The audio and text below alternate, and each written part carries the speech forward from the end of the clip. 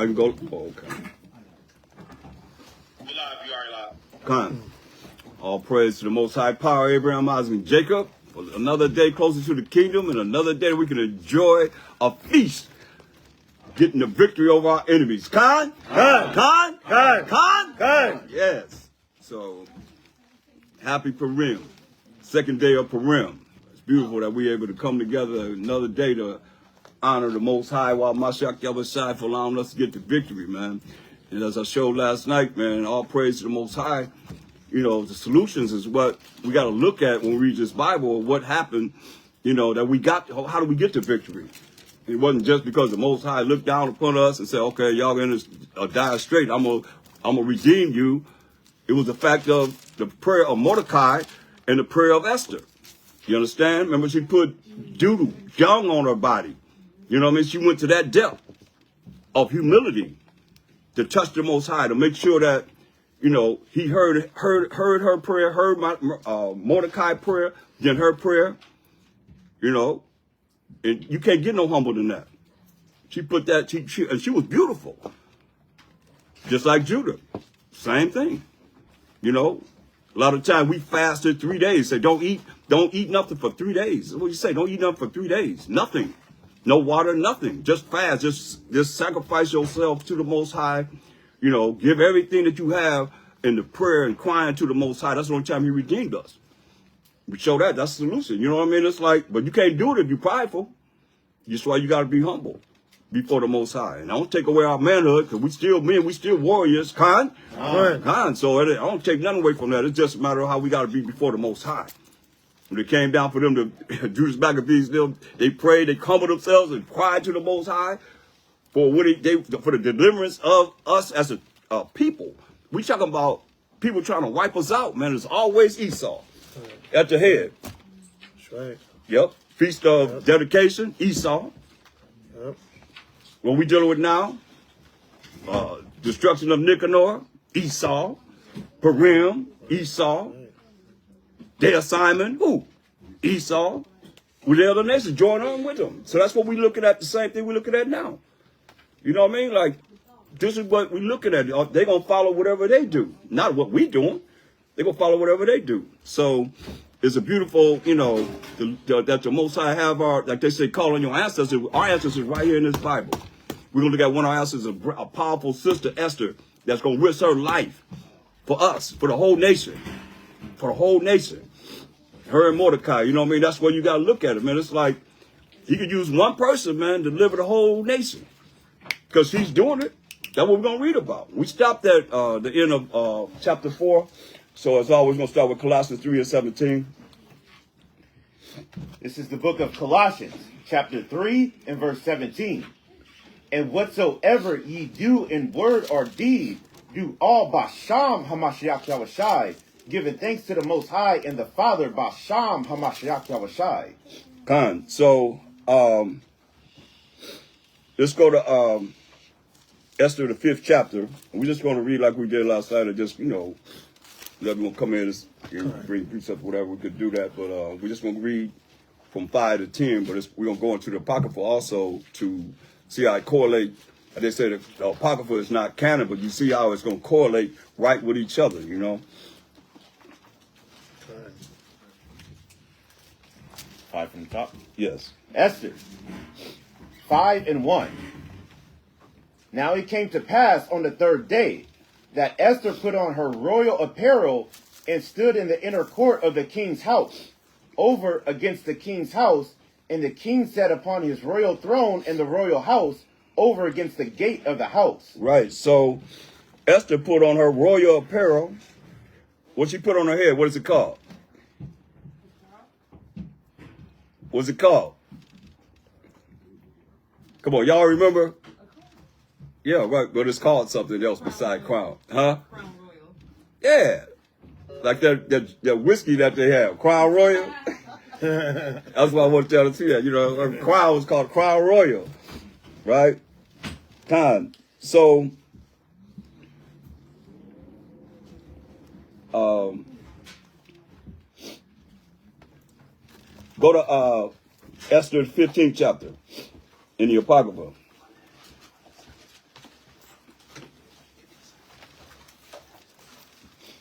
the extension of Esther, the book of Esther, the rest of Esther, chapters Esther. 15 from the top. Yeah. Additions to Esther 15 and 1. And upon the third day, when she had ended her prayers, she laid away her mourning garments and put on her glorious apparel. See, she laid away her mourning garments, because remember we read the prayer last night that she done. So, and Mordecai prayed first, then she prayed, and now you see how it's coinciding with what this the Hebrew, which is the Esther in the regular Bible, the revised, King James Bible, to show you that the Apocrypha and the Apocrypha goes right along with the Bible. We're gonna see that. Read. Verse 2. And being gloriously adorned, after she had called upon the Most High. After she had what? After she had called upon the Most High. After she had what? After she had called upon the Most High. After she had called upon the Most High, read. Who is the beholder and savior of all things. She took 2 maids with her. She took 2 maids with her. She done called upon the Most High, who is who? The beholder and savior of all things. She took 2 maids with her, read. And upon the one she leaned, as carrying herself daintily. Right. So once she leaned on as she was walking, carrying herself like, very feminine. Go ahead. And the other followed, bearing up her train. Right. So that's her long dress that she had. Hold it up so it don't touch the ground. Read. And she was ruddy through the perfection of her beauty. I mean, she was, beautiful. Go ahead. And her countenance was cheerful and very amiable. Right. So she's got this smile. She going to the king. Remember, she risking her life for us, the 12 tribes of Israel, at least Judah, Benjamin, and Levi primarily, you know what I mean, is in captivity under the Persians and Medes. Go ahead. And the other tribes that was joined with us, because they always want to come around Judah. You know what I mean? So it is what it is, right? That's it. I mean, come on. But her heart was in anguish for fear. Yeah, you see? She's scared because remember, if the king put the scepter up, she's all right. She come in there, he put the scepter down and they will kill her. So she's risking her life for us. Salaki, you froze up. You froze up. Okay. That's that translator, man. Hold up.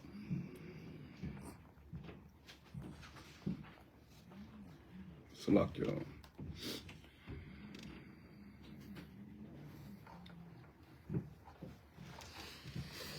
Did you on StreamYard? Yeah. Okay.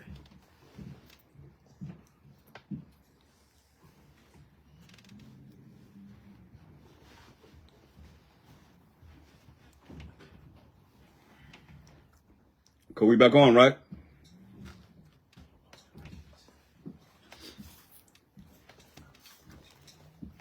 Con, you back on. Okay. Go ahead. This is additions to Esther's 15 and 6. Then having passed through all the doors, she stood before the king, who sat upon his royal throne, and was clothed with all his robes of majesty, all glittering with gold and precious stones. And he was very dreadful. He was very dreadful. You got to think about this now. She's not looking, she's happy, but she's scared, but she's going in there smiling and, looking all beautiful and everything, but he's looking dreadful, like what you doing coming up in here? He ain't smiling. He looking like, look at her like, I'll put you to death. Dreadful, you know what I mean? It's like putting a spirit on her. Go ahead. Verse 7. Then lifting up his countenance that shone with majesty, he looked very fiercely upon her. Okay. Go back to, hold that, get Esther 4 and start with verse 2 here. Now go ahead, read on. He looked very fiercely upon her, and the queen fell down and was pale and fainted, and bowed herself upon the head of the maid that went before her. Hear that? He was looking so dreadful that she fainted. Pretty much just, oh man, I'm going to die. And fell on her maid that was with her. She had 2 maids. Go ahead. Then the Most High changed the spirit of the king into mildness. Okay, to what? Into mildness. To mildness, right? the Most High changed the king countenance to mildness. So what is happening here? What y'all see is going on? He Most High toned him down a little bit. Right, but why? Because of her prayer? Because of the prayer, Khan, of Mordecai and Esther. Not just Esther, Mordecai and Esther. Remember they prayed, we went over that last day, they was praying to, crying out to the Most High. And she said, we have sinned. You know, what'd she do? She was a young maiden, just went into the king and became the queen. But she still said, we have sinned, and that's very important, because that's marvelous in the eyes of the Most High. That's humility. And all the prophets said the same thing. You know, we went over that. Remember that? Yeah, we went over that. I mean, all the prophets said the same thing, man. That's humility before the Most High. Go ahead. Then the Most High changed the spirit of the king into mildness, who in a fear leaped from his throne and took her in his arms. Okay, now go back to Esther 5 and 2. Start with there. Esther 5 and 2. And it was so, when the king saw Esther the queen standing in the court, that she obtained favor in his sight. And the king held out to Esther the golden scepter that was in his hand. So Esther drew near and touched the top of the scepter. Right, so what it says is, the king held up, excuse me, y'all. And it was so, when the king saw Esther the queen standing in the court, that she obtained favor in his sight. Why? Because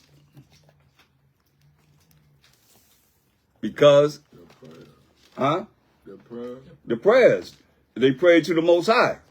That got to be said. They prayed to the Most High, so now the Most High is coming answering their prayers. You got to see this. They cried out to the Most High, and now the Most High is answering the prayer. You see the prayer come into effect by the reaction of the king. That was the whole thing. If she go there, the king pulled his scepter up, he's cool. Remember, when she looked at him, he looked so dreadful that she fainted. Because why? She thought he was going to put the scepter down and she's going to die. That's why she fainted on her maid. But the Most High came through answering that prayer. That's why prayer is very important, but it's got to be sincere. And we got to look at how they prayed, because everybody prayed, man. When we went to Feast of Dedication, you're going to see that they prayed. They crying out to the Most High. Judas Maccabees. Remember the numbers didn't coincide. Right. I mean, as far as the numbers that Judas Maccabees, his army had, and the ones that was coming against us. It was outnumbered. Yeah, outnumbered completely. Right. And the Most High brought that fear into him, man, and gave us the victory. You see? That's what I look at for what it is that the Most High, how we get his attention. Read the Bible for solutions of how we get the Most High's attention, how we got the Most High's attention. And that's the same thing we could do. You understand? Go ahead. Go ahead. Verse 3. Then said the king unto her, what wilt thou, Queen Esther? And what is thy request? Okay. Now, go ahead. It shall be even given thee to the half of the kingdom. Wow, man. He said, what's your request? He said, it was given to you, whatever you want, even to the half of the kingdom. He going to share his whole kingdom with her. Mm-hmm. You know, Esther was pretty bad. Come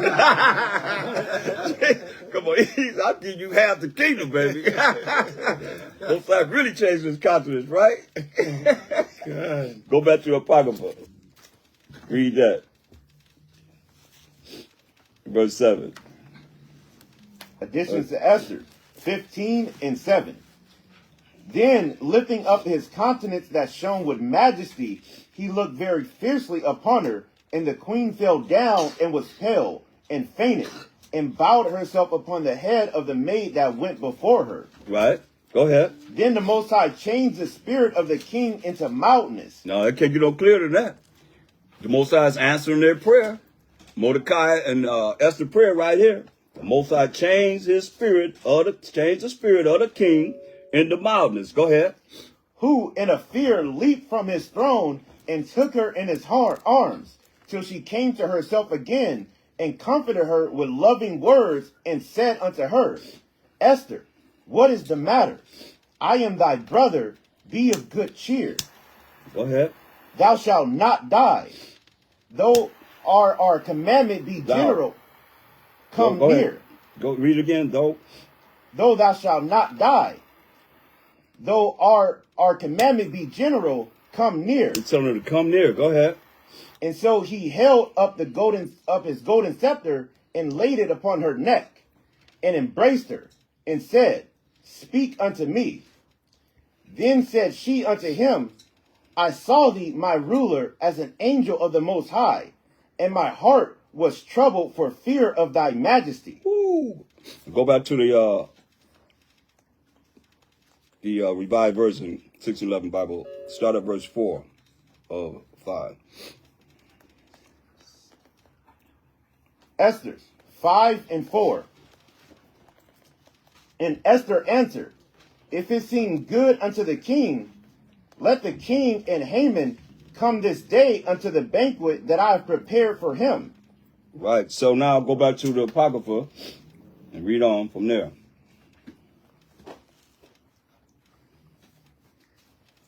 Additions to Esther's 15 Verse 14. and 14. For wonderful art thou, my ruler, and thy countenance is full of grace. And as she was speaking, she fell down for faintness. Right. Go ahead. Then the king was troubled, and all his servants comforted her. Right. So she still was afraid. And so now when she came about, she go back to verse 4 of chapter 5. And we'll continue from there. Addition answered, If it seem good unto the king, let the king and Haman come this day unto the banquet that I have prepared for him. So it said, hey, she prepared a banquet for the king. Go ahead. Then the king said, Cause Haman to make haste, that he may do as Esther hath said. So the king and Haman came to the banquet that Esther had prepared. So you see her plot that she have plotted. She plotting. She said, hey, you and Haman, y'all come on and come to this banquet that I'm prepared for you. So she set them up. You know, she set them up, boy. How Jake said, lining them up. Lining them up. That's right. She lining them up. Lining them up, boy. Eat ready, ain't she? I guess he missed the scripture, stumble not at the beauty of a woman. Esther got him with that beauty, boy. Lining them up. Go ahead. Verse 6. And the king said unto Esther at the banquet of wine, What is thy petition? And it shall be granted thee. And what is thy request? Even to the half of the kingdom it shall be performed. Hear that? He's still telling her no. I said, what do you want? What do you want, baby? Say, hey, whatever it is, all the way to the half of the kingdom. You can have it. Go ahead. Then answered Esther and said, My petition and my request is, if I have found favor in the sight of the king, and if it please the king to grant my petition and to perform my request, let the king and Haman come to the banquet that I shall prepare for them, and I will do tomorrow as the king hath said. Right. Say, hey, you and Haman come to the banquet I've prepared for you tomorrow. So you're setting him up. Go ahead. Then went Haman forth that day joyful and with a glad heart. But when Haman saw Mordecai in the king's gate, that he stood not up, nor moved for him, he was full of indignation against Mordecai. See that? So what is this? What is Haman rolling with? A lot of what? Huh? Pride. Wasn't that what we went over last night? When we went to Psalms 83rd chapter, first one lifted up the head, and pride was who? Edom. Straight up. I mean, can't get no clearer than that. So Haman is excited because out of everybody in the kingdom, Esther requested the king and Haman, who the king had set up that second in charge over the whole kingdom. This Edomite, what Edomite was he? Not your women, please don't answer. Please don't answer. Let the brother have a chance to work their minds first. Okay? All right? Brothers, come on. Amalek. Who is who? The grandson of Edom. Grandson of Edom. Khan. So, this is what we're looking at. Go ahead. Verse 10. Nevertheless, Haman refrained himself, and when he came home, he sent and called for his friends and Zeresh, his wife. Yeah, so he called his friends and Zeresh, his wife. Go ahead. And Haman told them of the glory of his riches, and the multitude of his children, and all the things wherein the king had promoted him, and how he had advanced him above the princes and servants of the king. Right, so what is Haman doing right now? What is he doing? Yeah. He's boasting. Huh? Yeah. God. He boasting. Yep. He exalting himself. He exalting himself. Go ahead. Verse 12. Haman said, moreover, yeah, Esther the queen did let no man come in with the king unto the banquet that she had prepared but myself. And tomorrow am I invited unto her also with the king. Hear that? So he's saying, look, out of everybody in the kingdom, just me and the king is invited to this banquet tomorrow. So he's very excited about the fact that he's the only one that's going into the banquet with the king. Go ahead. Verse 13. Yet all this availeth me nothing, so long as I see Mordecai the Jew sitting at the king's gate. So look at this. He said, all this don't mean nothing. As long as I see Mordecai sitting at that gate, who would not do what? What Mordecai wouldn't do. That I asked you women, Baba Kashah,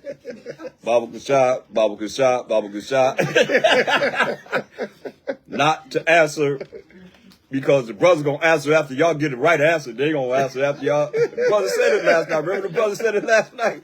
He said he heard the sister's answer, and then he came over and said the answer that y'all said. So, come on, brothers. Put your thinking caps on. Y'all just ain't first time y'all been through Esther, right? Anybody the first time they been through Esther, the Purim? So everybody been through this. Everybody done been through this many years, and we've been going over this over and over again. So y'all should know this story, man. Yes. Ain't nobody behind you. No, I was just gonna say, man, she gave the spoiler alert. Whoever was talking over there, they gave the spoiler alert. Huh? They gave the spoiler alert. You know, spoiler. Yeah. You know.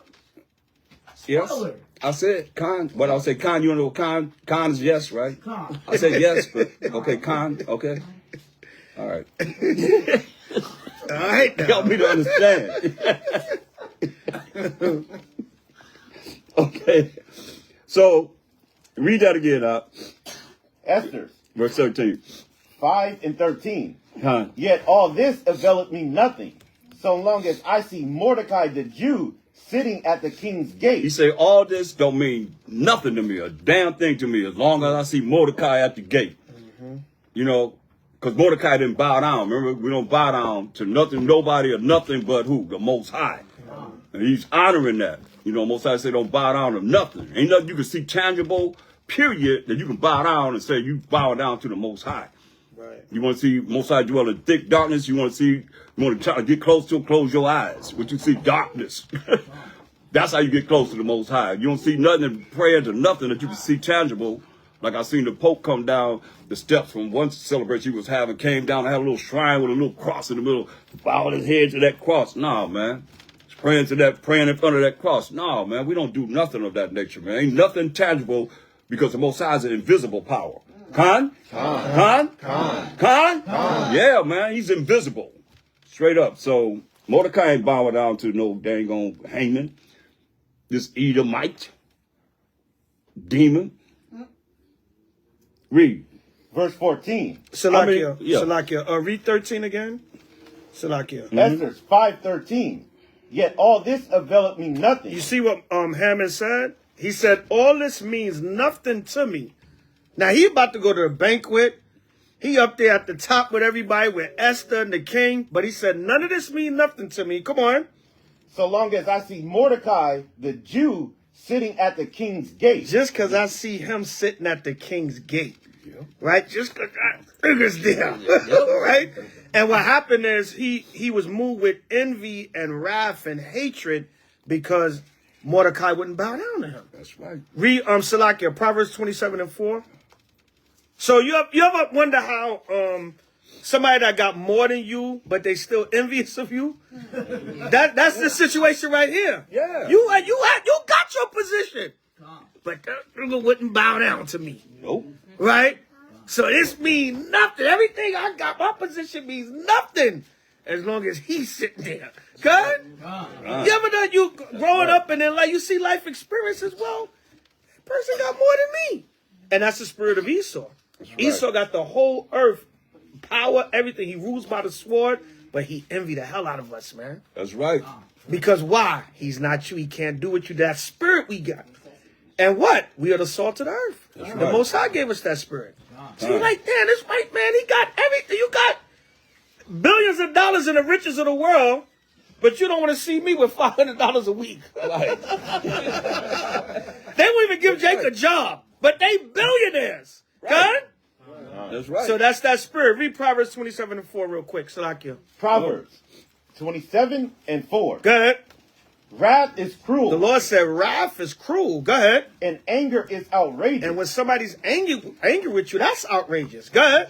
But who is able to stand before envy? Who is able to stand before envy, man? That's right. That envy will confound you. Like, yo, but wait a minute. You in a higher position than me. But you wouldn't bow down to me, and you a Jew. Notice it says, as long as I see Mordecai, the Jew. Right.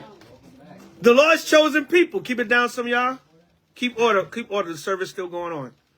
All right. So as long as I see Mordecai, the Jew, sitting at the king's gate, this don't mean nothing to me. Okay? So you see that spirit of envy, and Esau has that heavy spirit of envy even as a nation. Esau hates Jacob because we got that birthright. Okay? Going all the way back to Genesis.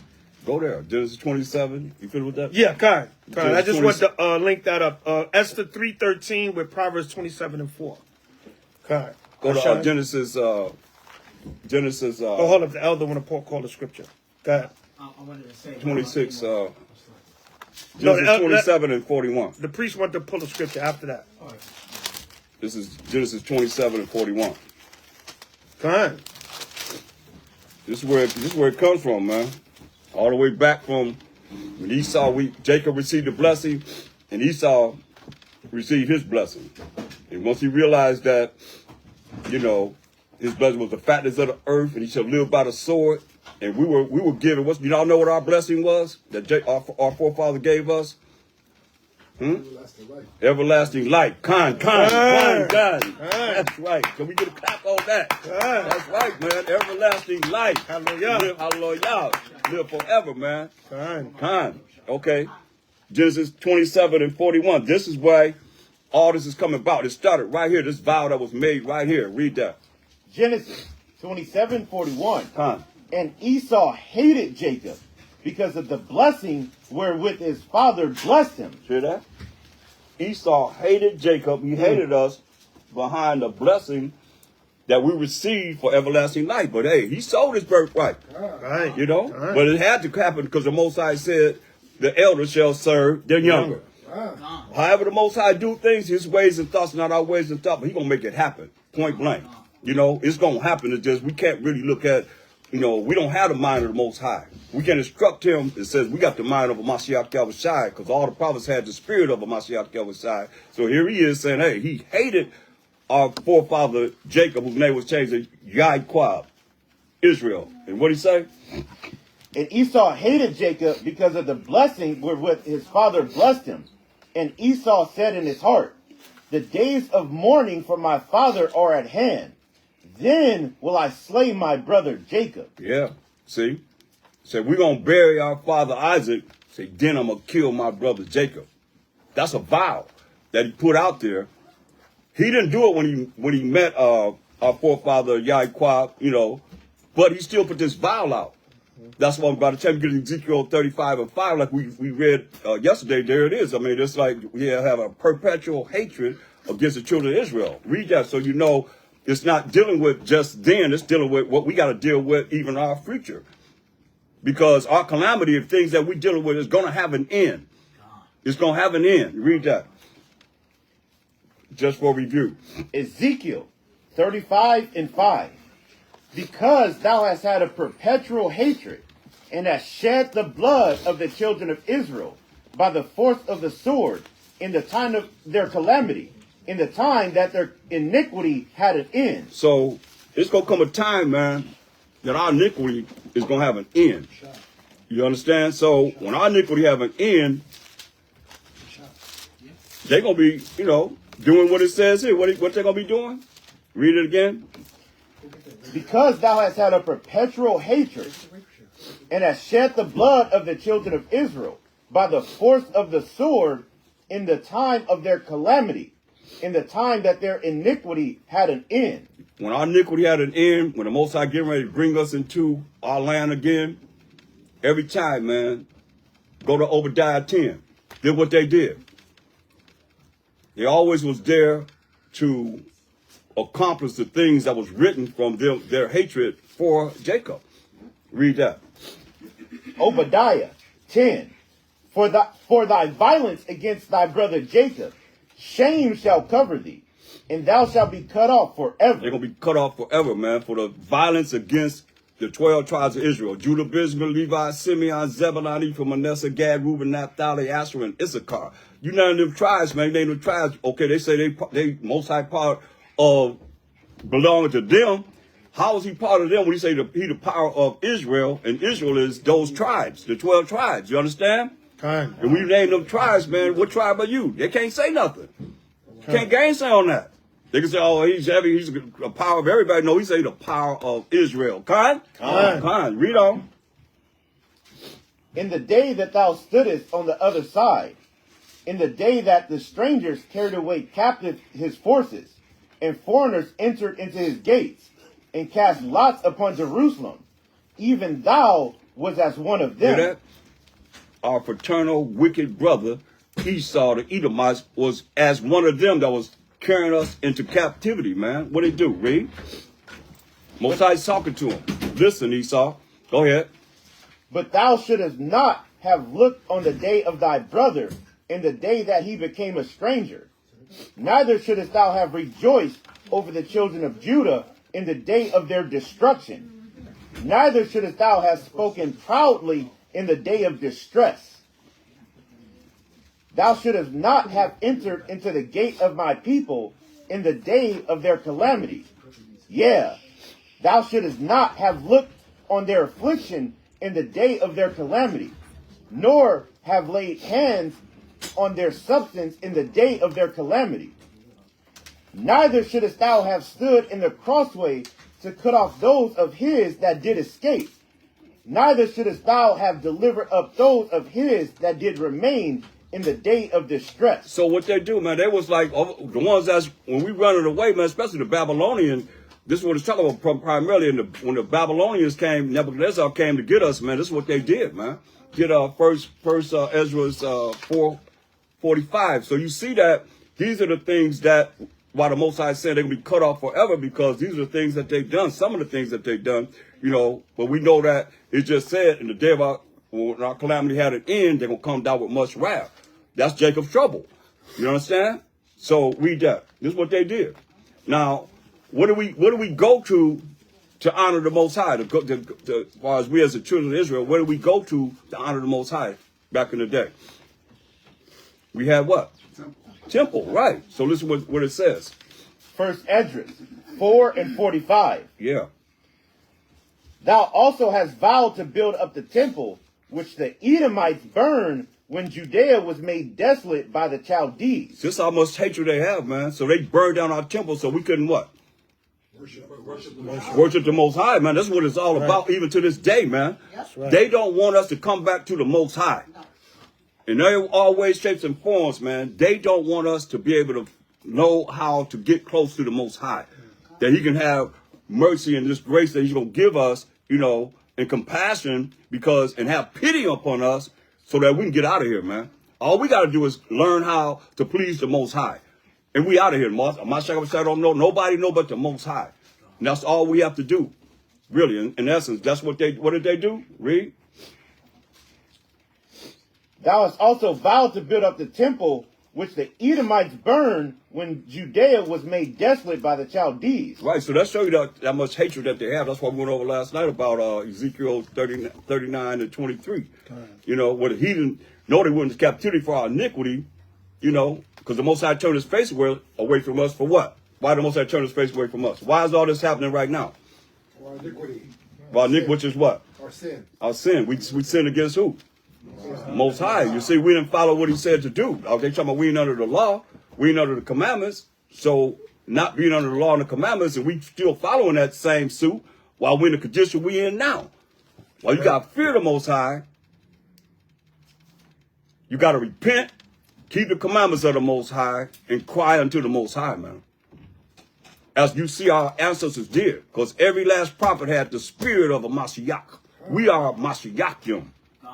You understand? And the Mashiach is the Most High. So as long as we can see that he's missing in our nation. Where is he talking about the Most High at? Fluently, I'm talking about. Just him. I'm about to say he don't know when the Most High gonna send him back. Do we know? He said only the Most High knows. So if the Most High know when he's gonna deliver us and bring judgment on this earth, man, we gotta tap into him, man. This might be something like y'all might not look at as closely as you should, man, but spiritually, without him, we ain't going nowhere. That's why it's very important to learn about him. That's what you see our ancestors. That's what I seen. Our ancestors cried out to him, man, and they start talking about the things he done. Remember when we came out of Egypt from captivity, and you took us across opened up the Red Sea, saving us from Pharaoh and his army. We was scared as ever, right? Crying to the Most High right there on the edge of the Red Sea. We're gonna die. Our ancestors reminded the Most High all the time. You look at what this and solutions in this Bible, they always reminded the Most High of what he done. Remember you did this? Remember you did that? So now we got to do the same thing. Remember the Most High when you delivered us from, like we being delivered now. That's what we're talking about now. We being delivered. We're going to be delivered, man, through the power of the Most High. Only. That ain't new. That's not nothing new, man. That's the Old Testament, the brothers, that's what they still believe in. Yahweh, Bashama, Mashiach, Yahushua. Because Mashiach said, no man come to the Father but by him. Right. There ain't no New Testament. Get the New Testament out of your mind and start thinking that what it is that's written there is only the law and the prophets. So the prophets had to follow the same suit as what he's telling us whenever he was on the earth in the flesh. But if you just look at like Christians, that's the New Testament. It's just new. No, ain't nothing new. When they went to synagogue, all they read was the law and the prophets. We know the New Testament wasn't even written yet. Right. It wasn't compiled yet until 325 AD. So I'll go. Salakia. You know, go ahead. Read on where we at. In Esther. 5 and using a apocryphal. 5 and 14, yeah. Go ahead. I'll read 13 again. Yeah, read 13 and 14, because this is very important to see the mindset of Esau. We're going to see the mindset of Esau. Read this. Esther 5 and 13. Yet all this availeth me nothing, so long as I see Mordecai the Jew sitting at the king's gate. That's hatred, man. Go ahead. Then said Zeresh his wife and all his friends unto him, let a gallows be made of 50 cubits high, and tomorrow speak thou unto the king that Mordecai be hanged thereon. This ain't Haman said it. This is his people. The Edomite friends and so forth. His wife and everybody said, hey, build some gallows and let Mordecai be hung on them gallows. That's hatred, right? They don't know nothing about Mordecai. All he said was, as long as Mordecai's living, hey, I don't care about this banquet. They said build gallows and hang him up. Read. Then go thou in merrily with the king unto the banquet. And the thing pleased Haman, and he caused the gallows to be made. He caused the gallows to be made. Go ahead. That's the So they can hang them. That's like the, like y'all, how you saw build that wood up and they ready to hang people. Yeah, they're like that. There it is. See it? Yeah. Can I show it on? Can I show it on? Absolutely. Can I show it? We show it online. What? Just Yahweh dog. Get his phone. Hand it to us so we can put it online. Oh, wow. Yeah. Gallows, right? Oh man, let me see. Gallows. Good image, yeah. That's Gallows right there. Right, yeah. Gallows, right. See? There it is. Fine. Go ahead. Salakia, read 14 again. Esther 5 and 14. Then said Zeresh his wife, Zeresh, his wife, Yeah. right, the white woman, right? Go ahead. and all his friends unto him. And all his friends unto him. That's right. So they all had the same mind frame. Yeah. Esau got that hanging and lynching spirit. God? Right? Go ahead. Let a gallows be made of 50 cubits high. Like 50 cubits, I think that's about 75 feet in the air when you translate the measurement. That's high up in the air, man. Yep. Right? Come on. And tomorrow speak thou unto the king that Mordecai be hanged thereon. Be what? That Mordecai be hanged thereon. So that hanging and lynching spirit that's in Esau's spirit, man, from back then. Yep. Remember the movie Django? Yeah. When they was trying to get Jamie Foxx or whatever the case, and Esau said, "Ain't nobody gonna cheat the hangman in my town." Right? They was like in the Western era, they was heavy into that. That's probably where that image that the Ark pulled out. But back here during the time of the Persian Empire, the Edomites had that same spirit. Right. And it said his wife and all of his friends.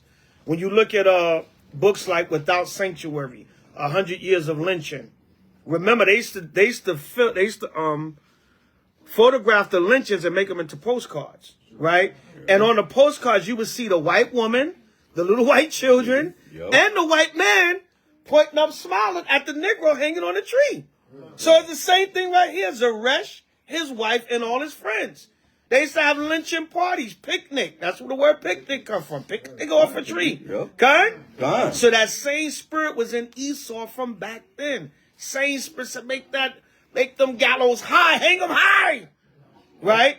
That's right. But as we can see, that's how you know the scriptures say never trust thine enemy. Because they got the same spirit from back then. And they still hanging Jake still today. That's right. A lot of times the news downplay it, but once in a while it'll leak out a random Jake just found hanging somewhere. And you know what the narrative they push now? Suicide. Or he was depressed and suicide. But they got that spirit till March 2025. And that's why every once in a while it'll creep out, little story will come out. They found a black man hanging in Texas. Oh no, he committed suicide. Thorough investigation, he was depressed, he committed suicide. No, you had a lynching party. That's right. Okay? So same spirit back then, man. 75 feet in the air. And they hang you, man. That's a high way to hang, man. That's right. So it says Zeresh and his wife and all of his friends. That's right. So all them Edomites, just like in the 1800s, 1900s, you saw them postcards with the little Edomite girl and the Edomite woman, and there's a famous one where the little white girl is pointing up to the brother with a big cheese smile on her face, and her father's like right there, and some other Edomite women and men, and she's pointing up, smiling at the Jake hanging. So that's that same spirit they had from back then. That one was in Indiana. They got the hangman's tree in Indiana. It's called the hangman's tree. Now, I remember growing up, man. Every month in the Jet magazine, they had one of us hanging. Or hanging. In the Jet magazine. I mean, that one became a celebrity hanging on a tree, man. The Jet magazine, man. It was just hanging us, man, during that time, yeah. Lamentations 5 and 5. Our necks are under persecution. Lamentations 5 and 5. Con. Right. Con. Read that again, brother. We need to hear that. Lamentations chapter 5 verse 5. Our necks are under persecution. We labor and have no rest. Right. That's right, man. So you what was that? Lamentations 5? Lamentations 5 and 5. Right. Stay in that chapter. Let me see. Oh yeah, that's the same verse. Yeah. Read that one more time. This is the book of Lamentations, chapter 5, verse 5. Our necks are under persecution. Right. That's talking about the hardcore captivity also. All right. We labor and have no rest. But yeah, that can go into that also, man. You know, our next, because when you didn't meet that quota in slavery or you did anything to make master mad, you got hung. Okay? You persecute me, but if I rebel or don't like it, you gonna have me hung on a tree. All right, go ahead, King. I got the phone you was talking about, the little girl smiling at the tree. Oh, Salakia, real quick, jump to 12. That's the verse I wanted. Lamentations 5 and 12. Verse 12, hold on. Lamentations 5 and 12. This is book of Lamentations, chapter 5, verse 12. Go ahead. Princes are hanged up by their hands. Princes are hanged up by their hands. Right. Kind?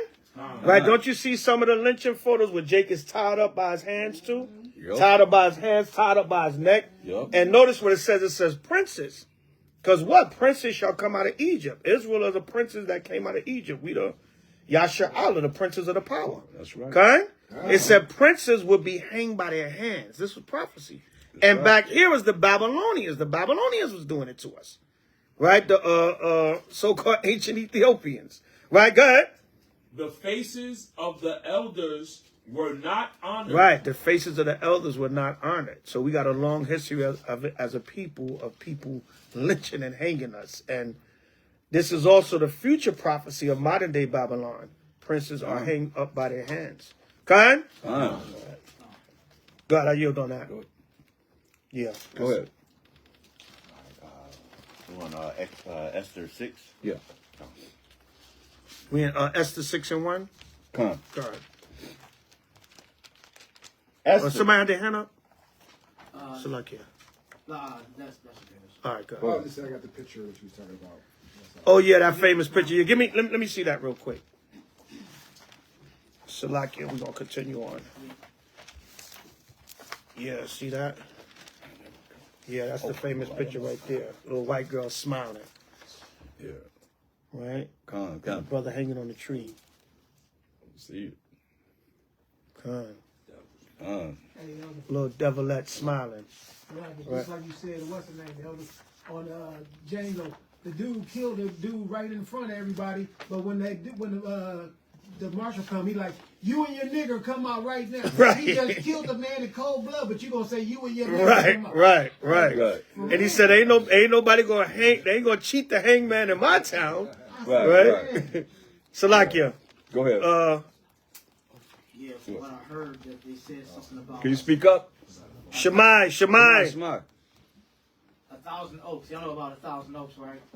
They said that they hung about 1,000 Northern Kingdom brothers, and that's why they call 1,000 oaks that. Wow. Kind. Yeah, you talking about the neighborhood 1,000 Oaks, right? Yeah. Yeah. Out here. The reason why the neighborhood was called 1,000. Let's get order. Let's keep order. The reason why the neighborhood is called 1,000 Oaks because they were hanging 1,000. Shemai, please. Let's keep order, y'all. 1,000 Northern Kingdom brothers out there. That's why they called it 1,000 Oaks. Kind. Well, I gotta look that up. That's some interesting information. Right. Kind. Let's continue, right? Yeah, let's continue on. Esther 6 and 1. Yeah, Salakia, real quick. Let's keep order, y'all. Unless you're saying something or asking a question, it shouldn't be, all this different chatter going on. All right, we bringing out the word. All right. Esther Salakia. 6 and 1. On that night could not the king sleep, and he commanded to bring the book of records of the chronicles, and they were read before the king. So he couldn't sleep. He said, hey, bring the records of the chronicles of the Persian and Medes to him. Read.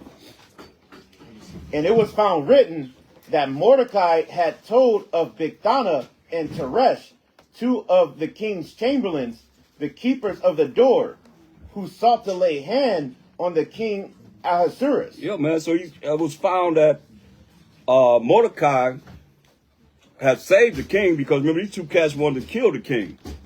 Go ahead. And the king said, what honor and dignity have been done to Mordecai for this? So what have we done to Mordecai for saving my life? The king is saying, read. Then said the king's servants that ministered unto him, there is nothing done for him. Say nothing done for Mordecai that saved your life, king. Right? Go ahead. And the king said, who is in the court? Now Haman was come into the outward court of the king's house to speak unto the king to hang Mordecai on the gallows that he had prepared for him. Hear that? No. He already asked, who is it that saved my life? It was Mordecai. When he read in the Chronicles, it was Mordecai. And here come Haman coming in front of the king saying, hey, I done built these gallows. We're going to hang Mordecai. Who it is that saved his life. Keep that in mind, read.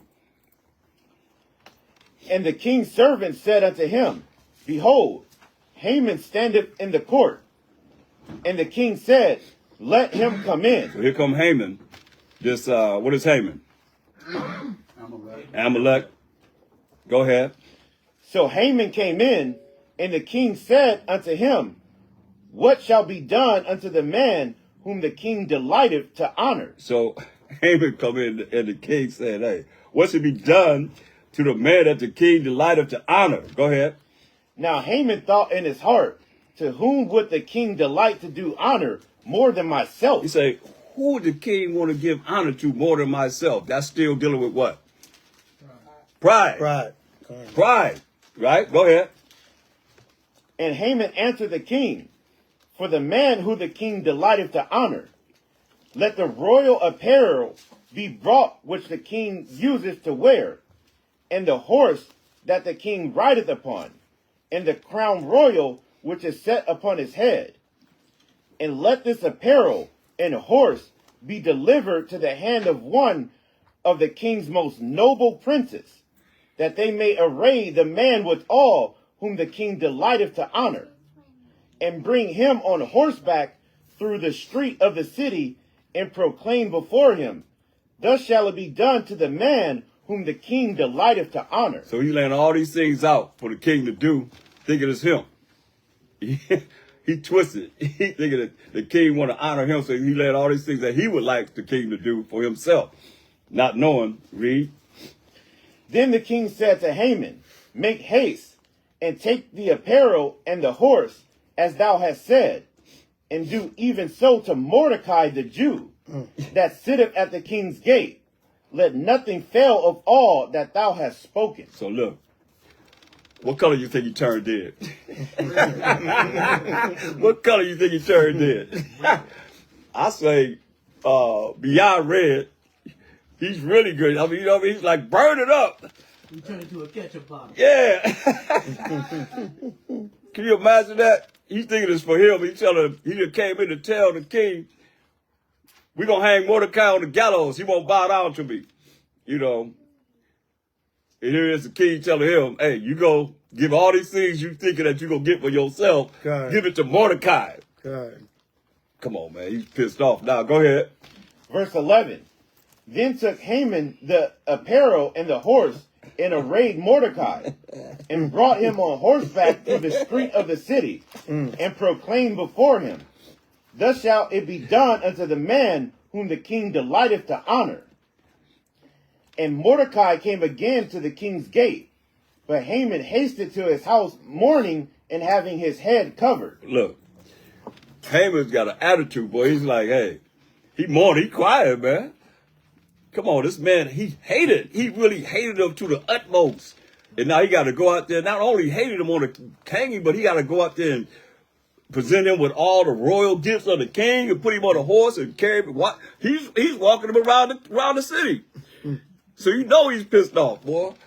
And he prideful too? Come on. Read. And Salakia, and he just swore it was him. Yeah. Who would the king want to delight more than me? Yeah. So the Most High is killing that pride, man. That's right. He breaking it down. Yeah. That's how it's going to be in the day when the Most High exalts us over Amalek. and who thinks he's going to be exalted, and he going to be mad just like this here. Yep. That's how Thinking this kingdom gonna last forever, right? that's exactly. He going to be perplexed as to why it's not him, but it's us. Right. That's exactly how it's going to be. Con, yes. I got a precept what Yahweh has said regarding Amalek in the book of Numbers. If you permit me to read it. Say again. Numbers what? Numbers regarding Amalek being the first of the nations. Where it says Amalek was the first of the nations, but at the end, latter end, he shall perish forever. It's Numbers chapter 24 and 20. Number Call- 24. Call it again and read it. All right? All right. This Read Numbers- aloud. Read aloud, yeah. Yeah, Numbers chapter 24, verse 20. Con. And when he looked on Amalek, he took up his parable and said, Amalek was the first of the nations, but his latter end shall be that he perish forever. Con. Con. That's Good right. precept. Con. Exodus 17 and 16. Con. Think about what they're dealing with right now. Exodus 17, 16. Con. They going through it. No. You don't read. Con. Exodus 17 and 16. Exodus 17 and 16. For he said, because the Most High have sworn that the Most High will have war with Amalek. With who? Will have war with Amalek. With who? Will have war with Amalek. We went over who Amalek came from. Con, remember last night? Yeah, we went to Genesis 36 and 12. You know, Esau's grandson through Eliphaz and Tamar, right? Con? Okay, go ahead. What did you read again? For he said, because the Most High have sworn that the Most High will have war with Amalek from generation to generation. That's right, man. That's why they at war right now. Con. Until he fulfill what you just read in Numbers 24 and what? Numbers chapter 24, verse 20. Verse 20. Con. Con. Go back up.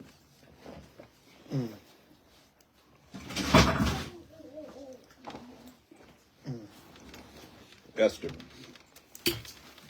I think he was in 6 and 12. Or no. Yeah, I just finished reading 12. Okay. Esther 6 and 12. And Mordecai came again to the king's gate, but Haman hasted to his house mourning and having his head covered. Right, so he's angry. He's like crying out. Go ahead. And Haman told Zeresh his wife and all his friends everything that had befallen him. Then said his wise men and Zeresh his wife unto him, if Mordecai be of the seed of the Jews, before whom thou hast begun to fall, thou shalt not prevail against him, but shalt surely fall before him. So he's letting them know, man, hey, if Mordecai be of the seed of the Jews, before whom thou hast begun to fall, thou shalt not prevail against him. You're not going, do anything against him. He said, but thou shalt surely fall before him. She prophesying his death. Go ahead. And while they were yet talking with him, came the king's chamberlains and hasted to bring Haman unto the banquet that Esther had prepared. All this done happened now. He's getting ready to go to the banquet that Esther had prepared for him and the king. Go ahead. Esther 7 and 1. So the king and Haman came to banquet with Esther the queen. And the king said again unto Esther on the second day at the banquet of wine, what is thy petition, Queen Esther? And it shall be granted thee. And what is thy request? And it shall be performed even to the half of the kingdom. So you done told her this 3 times. Hey, you can have even half the kingdom, whatever you want. What is your request? Go ahead. Then Esther the queen answered and said, if I have found favor in thy sight, O king, and if it please the king, let my life be given me at my petition, and my people at my request. Now remember, Mordecai told her not to tell the king or anyone that she was an Israelite. Okay? So now she's revealing at this time for the first time, my people. You see? Because she's an Israelite. Go ahead. Verse 4. For we are sold, I and my people, to be destroyed, to be slain, and to perish. But if we have been sold for bondmen and bondwomen, I had held my tongue, although the enemy could not countervail the king's damage. Hear that? She said, hey, we are sold, I and my people, to be destroyed, to be slain, and to perish. But he said, if we have been sold for bondmen or bondwomen, because we always went into captivity. What the scripture says is Israel a homeborn what? Slave. God. You know, she said, is he all right?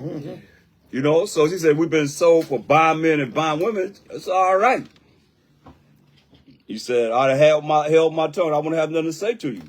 Although the enemy could not prevail the king's damage. Go ahead. Because once he put that signet ring and signed that petition, it's law. It's law in the Persian Media Empire, right? So now she's going in there saying, hey, it's already been ordained by his signet ring. It's got to go forth. So now it's got to change. Go ahead. Verse 5. Then the king Ahasuerus answered and said unto Esther the queen, who is he, and where is he, that dares presume in his heart to do so? Say, who is this that wants to do this to you and your people? You my queen. Who want to take you out, that you can perish? Did he love her too? Read. And Esther said, the adversary and enemy is this wicked Haman. He right there in front of his face. It's this wicked Haman. She pointing to him. Read. Then Haman was afraid before the king and the queen. Haman got scared then. Go ahead. Salakia, read 6 again. Verse 6. And Esther said, the adversary and enemy is this wicked Haman. Right, so our Benjamite sister was calling the white man the devil. That's God. She's calling him the devil that the Bible speaks of. Okay? She wasn't marrying him like Rob Judah. What's Tariq's favorite? Candace Owens. Right? Yeah, Candace Owens. She's a Benjamite. She's married to Esau. Right? This Benjamite sister said the white man's the devil. Okay? Because he's trying to commit genocide on our people. Again, same spirit. Why did they bring crack in our communities? To destroy us. Why did they take the man out of the household? To destroy us. Why did they have the women's liberation movement? To destroy our people. Everything. Even so-called gangster rap. Right? That sister Alicia Keys, she came out and said that. She said, I believe gangster rap was created to destroy our black men. Okay? So it's always been that plot. And Alicia Keys is a Benjamite too. Right? But it was always been that plot to destroy us as a people. So right here, Esther is saying, look, this wicked man wants to get rid of us as a nation. See that? So our sisters was in the spirit back then. Okay? Gone. Right, go ahead, King. Let me say this. Also, when you look at the devil is deceitful and evil person, devils are deceitful, evil people, but Satan is enemy, adversary, and foe. So it means she's calling them Satan too. The devil and Satan. You know what I mean? Like you combine both, man, you got all the wickedness that you could think of and did some more, right? That's what she calling them, man. In the king's face. And Haman's right there. Straight up. You the devil, you Satan. But see, right now we don't realize that. You know what I mean? We looking at everybody gotta be everybody. Why we can't y'all get along? But you see what she's saying before the king. What if the king would have said, no, that's my boy. Who doing this? It's Haman. Can't be Haman, because he done set him up to be second in charge of the whole kingdom. And that's how wicked Jake would do, man. You know what I mean? Turn aside and say, oh, I ain't listen to you. It's my boy or whatever. Nah. Those that join unto them shall what? Fall by the sword. Con? That's what it says. Isaiah 13:15, Con. I know you know that one. But let's go. Read. All right. Esther 7 and 6. And Esther said, the adversary and enemy is this wicked Haman. Then Haman was afraid before the king and the queen. Go ahead. And the king arising from the banquet of wine in his wrath, written to the palace garden, and Haman stood up to make requests for his life to Esther the queen. for he saw that there was evil determined against him by the king. That's right, man. He saw that the king got angry looking at it. Can you imagine that look? He already had that vicious look when she was going to get ready to go before him, right? You got to look. You got to imagine the fierce look that he had right there. That Haman seen him like, and he just looked at him like, what? He can even get worse. Read. Verse 8. Then the king returned out of the palace garden into the place of the banquet of wine, and Haman was fallen upon the bed whereon Esther was. What? What? And Haman was fallen upon the bed whereon Esther was. Oh, you ain't only gonna kill her people, you gonna rape my wife? You in the bed with my wife? You just fell in the bed where Esther was. Go ahead. Then said the king, will he force the queen also before me in the house? Hey, you gonna rape my wife? After what you done and what you done told me? He already angry, so look how angry he's getting now. He said, you gonna force my wife before me in my house? Go ahead.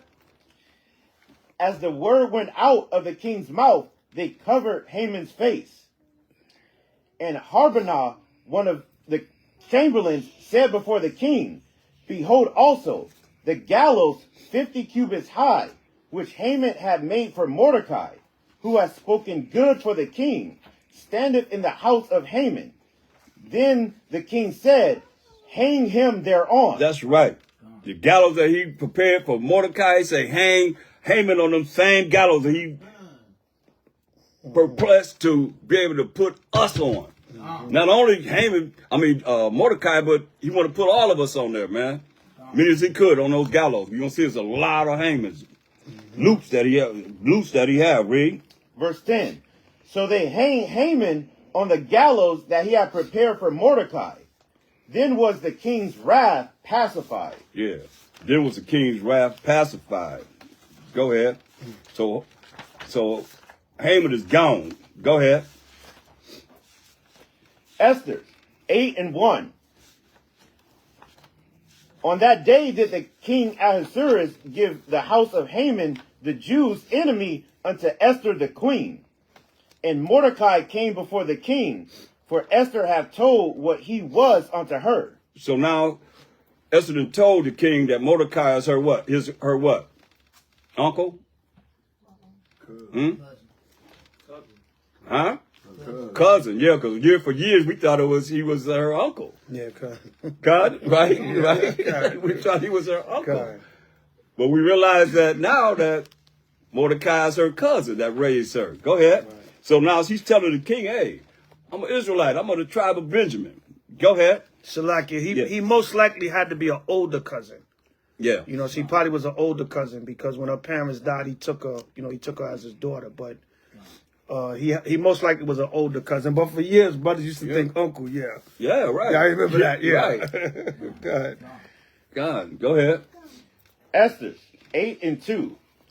And the king took off his ring, which he had taken from Haman, and gave it unto Mordecai. And Esther set Mordecai over the house of Haman. That's right. So now Mordecai's second in charge, man, in the Persian Mede Empire. God, go ahead. And Esther spake yet again before the king, and fell down at his feet, and besought him with tears to put away the mischief of Haman the Agagite, and his device that he had devised against the Jews. Right, so hey, he said, Esther spake again to the king and fell down at his feet. And when she fell down at his feet, what is she doing? Repeat the question. When Esther fell down at the king's feet, what is she doing? What is She's pleading with the king. See what? She's pleading with the king. She's begging in tears. Right, she's begging, it sounds better, and she's humbling herself before the king. It's very important because he's already angry. So now she's going before him and she's showing her humility and her respect for the king. Remember from the beginning when Vashti didn't come to him, what the men say? You got to get rid of her because all the women going to follow her example. So now here she is in front of him and she's bowing down herself to him and showing humility before him. You know what I mean? Humbling herself before him. so that whatever she desire, because it's going to get deeper. I mean, he going to grant it to her. I mean, how humble can you be that a woman come to your feet and lay down, let go before you and talking to you? You know what I mean? That's real humble. Y'all probably can't relate to that, huh? I ain't doing that. Woman can pass a man now. Don't you know that? The new thing of the earth, too. Woman can pass a man. You got to do that. Y'all better bow down to us. Well, we do, but don't just men bow down and put that ring on their finger. Right. They bow on that one knee. And That's a European custom. Right. European custom, right? But they still follow the same suit. Some do. It's just, yeah, some do, right. I mean, that's what I'm saying, but the majority, the majority of people going to follow the ways of the world anyway. You know, that's why he said, come out of her, my people. But go ahead. And a lot of times they tell Jake no anyway. They get out on his knees with a $10,000 ring and she was like, no. How valuable the ring is. Right. Wow. God, so I get God. That was the girl's best friend. God.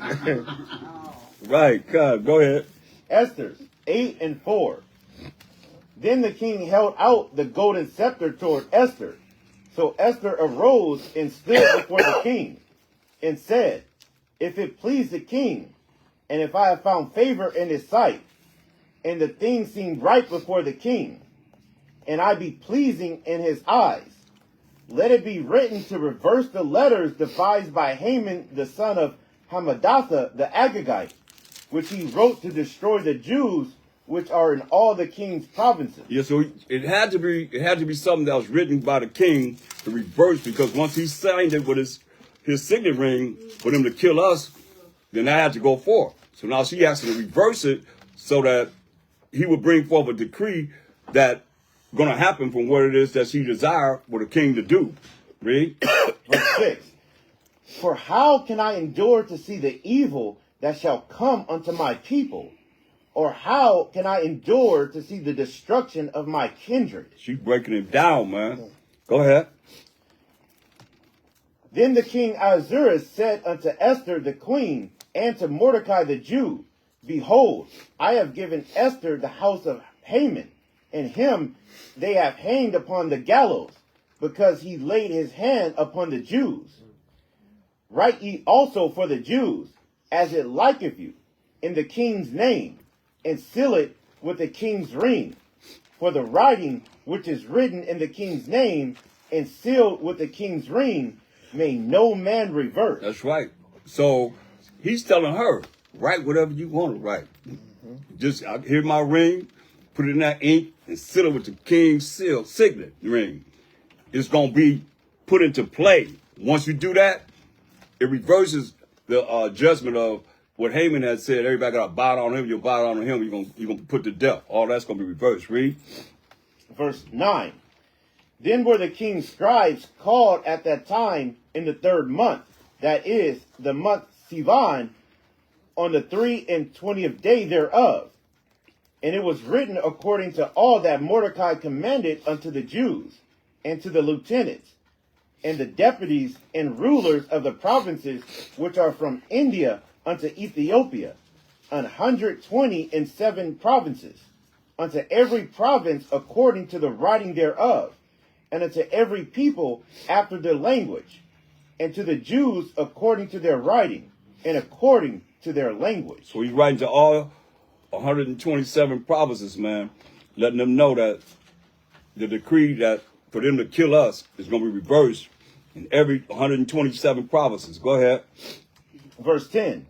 And he wrote in the king Ahasuerus' name, and sealed it with the king's ring, and sent letters by post on horseback, and riders on mules, camels, and young dromedaries, wherein the king granted the Jews. Wait a minute, hold up. I want you to go to Apocrypha, Salakia. Go to, go back to the Apocrypha. I wanted you to start at the 6th verse. Go to the Apocrypha. Start at chapter 16. Read verse 6 again. Additions to Esther. No, wait a minute. Where were you at? Where was you at? Verse what? In the Apocrypha or Yeah, in the Revised Version. That was No, he was in 11. Go ahead, read 11. 8 and 11. Read 11 and 12. Esther's 8 and 11, wherein the king granted the Jews which were in every city to gather themselves together and to stand for their life, to destroy, to slay, and to cause to perish all the power of the people and province that would assault them, both little ones and women, and to take the spoil of them for a prey. So he said, hey, he ordained that we're going to slay, we're going to destroy, slay, and cause to perish all the power of the people and provinces, which is 127 provinces, that would assault them, both little ones, that's little children, you know, and women, and to take the spoil, meaning rob and take everything they have of them for a prey, he's saying. Go ahead. Now I'll read verse 12, then we'll go to the Apocrypha. Verse 12. Upon one day in all the provinces of King Ahasuerus, namely, upon the 13th day of the 12th month, which is the month Adar. So this is the 12th month on the 13th day, like we had yesterday, right? In the month Adar, which is what month for us in our calendar? The what month in number? The what? No. What month in our calendar is this? Huh? No. What month is this that we're dealing with, when we get this victory over our enemy, to be able to go and do what he said do? It's going to be the what month? When we actually do it, I'm saying. The what? You said it right. The what? Yeah, when Purim is. On what month? 12 month. 12 month, right. You didn't speak it loud. I couldn't hear you. Like I said, speak loud. Whether you right, speak loud. If you wrong, okay, you got to speak loud.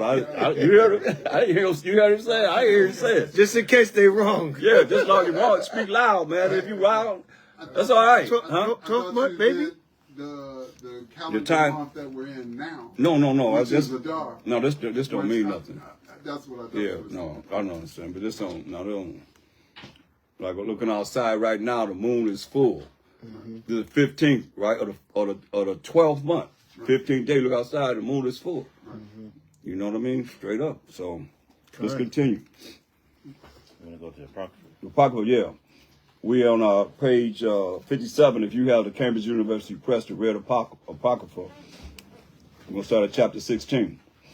You see how this going together with Esther from the 1611 Revised Version all the way into the Apocrypha? Just how you read it to get the whole understanding. When they say the Apocrypha is not canon, they'll never know this. Con? Yeah, read. Additions to Esther's 16 and 1. The great king Ahasuerus unto the princes and governors of 107 and 20 provinces from India unto Ethiopia, and unto all our faithful subjects, greeting. Many, the more often they are honored with the great bounty of their gracious princes, the more proud they are waxen, and endeavor to hurt not our subjects only, but not being able to bear abundance, do take in hand to practice also against those that do them good. And take not only thankfulness away from among men, but also lift it up with the glorious words of lewd persons that were never good. They think to escape the justice of the Most High, that seeth all things and hateth evil. That's right. That's the Most High. That's our power. Go ahead. Oftentimes also fair speech of those that are put in trust to manage their friends' affairs have caused many that are in authority to be partakers of innocent blood, and have enwrapped them in remediless calamities, beguiling with the falsehood and deceit of their lewd disposition the innocency and goodness of princes. Verse 7. Now ye may see this, as we have declared, not so much by ancient histories, as ye may, if ye search what have been wickedly done of late through the pestilent behavior of them that are unworthily placed in authority. And we must take care for the time to come, that our kingdom may be quiet and peaceable for all men, both by changing our purposes and always judging things that are evident with more equal proceeding. For Haman, a Macedonian, the son of Amadatha, being indeed a stranger from the Persian blood, and far distant from our goodness, and as a stranger received of us, have so far forth obtained the favor that we showed toward every nation, as that he was called our father, and was continually honored of all the next person unto the king. But he, Salakia, continually honored of all men, as the next person until. Read that last part again. From and was. Does it say all men in yours? Yeah. Okay. It don't say it in mine. So I got it. Okay. Oh, you reading off the. Okay, I thought you was reading out of the red one. Go ahead, King. All right. What do it say in yours? Read that again. What it says in yours? Verse 11. And was continually honored of all the next person unto the king. Next person. It say all men. Okay, go ahead. Verse 12. You saw something else. You see how they change things up, man. Straight up. Go ahead. But he, not bearing his great dignity, went about to deprive us of our kingdom and life, having by manifold and cunning deceits sought of us the destruction, as well of Mordecai, who saved our life, and continually procured our good, as also of blameless Esther, partaker of our kingdom, with their whole nation. For by these means he thought, finding us destitute of friends, to have translated the kingdom of the Persians to the Macedonians. See? You see that? He was really plotting to take the kingdom from the Persians and Medes, thinking that he was going to get in that seat and be able to take them down. You read that last part again? Thinking what? For by these means he thought, finding us destitute of friends, to have translated the kingdom of the Persians to the Macedonians. He's a Macedonian. That's an Edomite. Khan? To the Edomites. At that time. Wasn't time, though. Go ahead. Salakia, read that again. Verse 14. For by these means he thought, finding us destitute of friends, to have translated the kingdom of the Persians to the Macedonians. But get Micah 2 and 2. Right, so it said what? Esau's always plotting. That's right. This whole thing was really for them to take over the Persian Empire. Gone? They was going to exterminate us and then take over. Esau's always plotting. Yo. Right, that's why when you read these scriptures, man, you got to see what the Most High is saying. God, hold your point 1 second, King. You got to see what the Most High is saying. He wanted to translate the kingdom from the Persians to the Macedonians. So Esau was coveting the Persians' kingdom. Now, remind you, Daniel saw the vision of the 4 kingdoms. But it was time for the Persians to rule. But Esau, greedy, wicked, behind, said, no, I want my time now. You're going to get the Greeks was next. The Greeks was after the Medo-Persian Empire. That was the 3rd kingdom that Daniel saw. But this greedy, wicked devil, he want to overthrow the Persians. And in the meantime, exterminate them Jews. Micah 2 and 2, Salakia. Micah 2 and 2. Good. And they covet fields. They do what? And they covet fields. They covet fields. They have a strong desire. Right? They covet fields. They covet different kingdoms and parts of the world. Go ahead. And take them by violence. Look, let's wipe out the Israelites and let's take over the Persian Empire. Right? Remember, he plotted to assassinate Ahasuerus. Right? He plotted to assassinate him. He wanted to have the 2 eunuchs and chamberlains assassinate Ahasuerus so the Greeks can take over the kingdom. The Macedonians can take over the kingdom. The Edomites back then, whatever you call them, whatever title and label they went over in ancient time, they were all Edomites. Right, read on. And take them by violence. And do what? And take them by violence. Come on. And houses. And take them away. Right, and take them away. So what does Esau do? He got the earth through violence. That was his blessing. The priest brought it out earlier in Genesis 27. So that's what this whole thing was about. You know, we're going to kill them Jews because we hate them. but we're going to overthrow the Persian Empire. Khan? Esau wanted his time before. Was it the Most High going to let y'all rule? But no, they wanted it then and now. Because they are a covetous nation, man. Khan? Right, so the rest of the books are Esther 16:14 with Micah 2 and 2. So like that's it on that. Go to First Maccabees 1 and 1. It's clear. I'm gonna be clear as ever. Because Haman was what? Besides Amalek, he was a what? No, what we just read. Macedonian. Khan. So look at this. Yes. And Alexander the not so great, who later took over, was a Macedonian. Khan. With the Greek army. But he was a Khan. Macedonian. Read that out. First Maccabees. Y'all would die. Check this out. 1 and 1. And it happened after that Alexander, son of Philip, the Macedonian. The who? The Macedonian. See? Edomite. Right? Read. Who came out of the land of Shittim, has smitten Darius, king of the Persians and Medes. This is going to happen in the future. Not when Haman wanted it to happen. He's gone. He finished. Go ahead. That he reigned in his stead the first over Greece. First over Greece, man. The Greek Empire, man. So, First Maccabees 1 and 1. Yeah, so you see how it goes right along with what we say as far as being the Macedonians, being the Edomites. So go ahead. We want to hurry up and get through this so we can finish this up. Khan. Go ahead, Doc. Where we at? 16:15 right in the apocrypha. Yeah. Then we just gonna read on to the end, get this judgment. Khan. And be done. Go ahead, Doc. And make sure y'all going over these notes. Khan. Each year when the feast days come, you can always refer. You don't have to wait till the feast day to read the book of Esther. You don't have to wait till Purim to read Esther. Okay? But if you take meticulous notes, you know when the feast come up, you got notes from over the years. So you know how to answer the questions, explain it. And one day you may have to preside over the service. Okay? So you got your notes on how to explain and break things down. Okay? All right. Come on, let's read. Additions to Esther 16 and 15. But we find that the Jews, whom this wicked wretch have delivered to utter destruction, are no evildoers, but live by most just laws, in that they be children of the Most High and most mighty living power, who have ordered the kingdom both unto us and to our progenitors in the most excellent manner.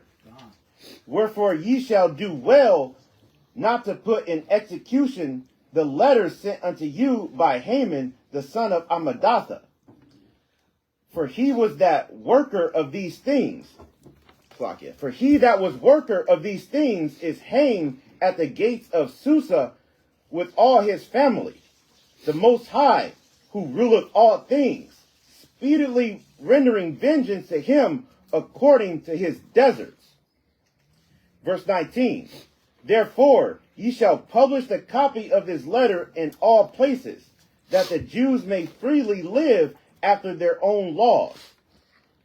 And ye shall aid them, that even the same day, being the 13th day of the 12th month Adar, that they may be avenged on them, who in the time of their affliction shall shed upon them. Verse 21. For the Almighty Most High have turned to joy unto them the day wherein the chosen people should have perished. You shall therefore among your solemn feasts keep it an high day with all feasting, that both now and hereafter there may be safety to us and the well-affected Persians, but to those who do conspire against us a memorial of destruction. That's right. Anybody coming against us, a memorial to destruction. Go ahead. Verse 24. Therefore, every city and country whatsoever which shall not do according to these things shall be destroyed without mercy with fire and sword. That's right, man. They're gonna be killed. That's a reversing of the judgment against us. You see? And killing us. Go ahead, go back to 2nd Ezra 8:13. Can you take and just put a little on everybody's head? That'll save us time. Right now? 8:13. Yeah. Oh, Esther. Because I'm going to anoint everybody else. Esther 8:13. Yeah, Salakia, go ahead. Esther's 8:13. the copy of the writing for a commandment to be given in every province was published unto all people, and that the Jews should be ready against that day to avenge themselves on their enemies. So you see what that decree that was written, the reverse, us being put to death. Now you see it come back to Esther 8 and 13 is making sense for that. Read. You blessed it? You blessed the oil? Yeah. Okay, go ahead. Verse 14. So the post that rode upon mules and camels went out, being hastened and pressed on by the king's commandment. And the decree was given at Shushan the palace. Verse 15. And Mordecai went out from the presence of the king in royal apparel of blue and white, and with a great crown of gold, and with a garment of fine linen and purple.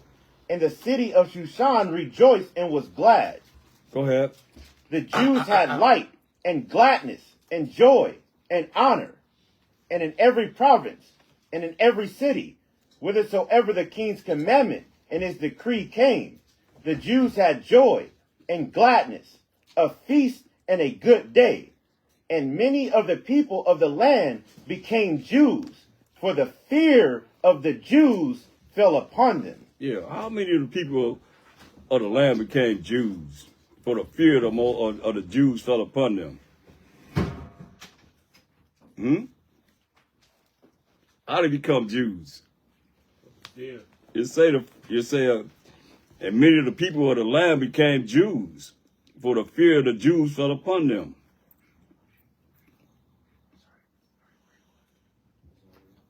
Nobody want to be us, right?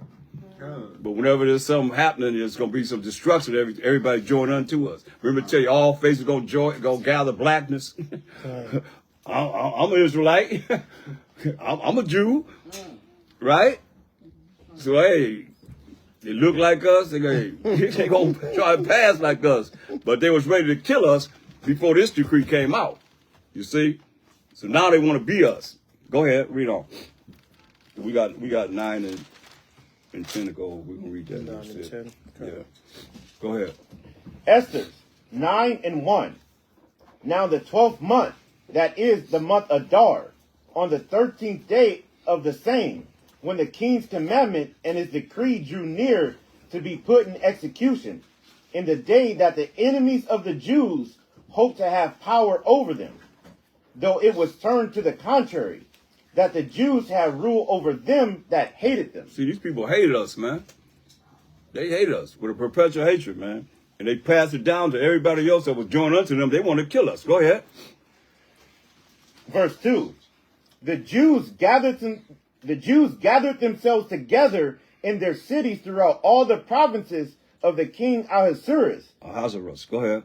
To lay hand on such as sought their hurt, and no man could withstand them, for the fear of them fell upon all people. That's right, man. We're going to put in some work. Go ahead. Verse 3. And all the rulers of the provinces, and the lieutenants, and the deputies, and officers of the king helped the Jews, because the fear of Mordecai fell upon them. That's right, man. Everybody want to help us now, because the fear of Mordecai fell upon them. Mordecai has been exalted to be a second in charge. Go ahead. Verse 4. For Mordecai was great in the king's house, and his fame went out throughout all the provinces. For this man Mordecai waxed greater and greater. Go ahead. Thus the Jews smote all their enemies with the stroke of the sword, and slaughter, and destruction, and did what they would unto those that hated them. I'm going to say it twice, right? Those that hate us. Those that hate us. The Most High came through to be able to allow them to be slaughtered. Answering the prayer of Mordecai and Esther. Go ahead. And in Shushan, the palace, the Jews slew and destroyed 5,000 men. And Parshadatha and Dalphon. Count, y'all. 5,000 men. Go ahead. And Aspatha, and Paratha, and Adalia, and Aradatha, and Parmashta, and Arasai, and Aradai, and Vashzatha, the 10 sons of Haman, the son of Hamadatha, the enemy of the Jews, slew they, but on the spoil laid they not their hand. Hear that? We ain't want nothing they have, man. On the spoil, we want nothing they have. Go ahead. On that day, the number of those that were slain in Shushan the palace was brought before the king. And the king said unto Esther the queen, the Jews have slain and destroyed 500 men in Shushan the palace, and the 10 sons of Haman. What have they done in the rest of the king's provinces? Now what is thy petition, and it shall be granted thee?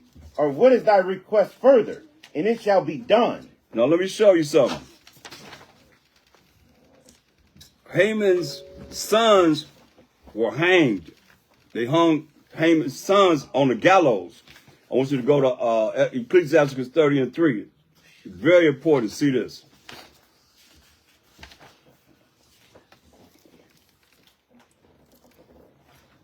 While the sons all the time had to be killed.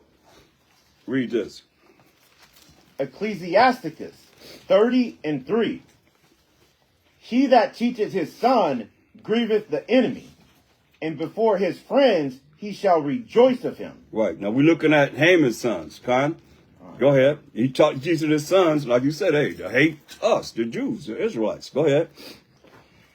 Though his father died. Now Haman's dead. Go ahead. Yet he as though he were not dead. It was going to be though he had not died. Read. For he had left one behind him that is like himself. He done left 10 sons behind him. That's one like himself. Go ahead. While he lived, he saw and rejoiced in him. And when he died, he was not sorrowful. See, when he died, he was not sorrowful. Go ahead. Why? He left behind him an avenger against his enemies. He left behind him 10 avengers against his enemies. Read. And one that shall requite kindness to his friends. Right. So, hey, that's why they had to put him to death, man.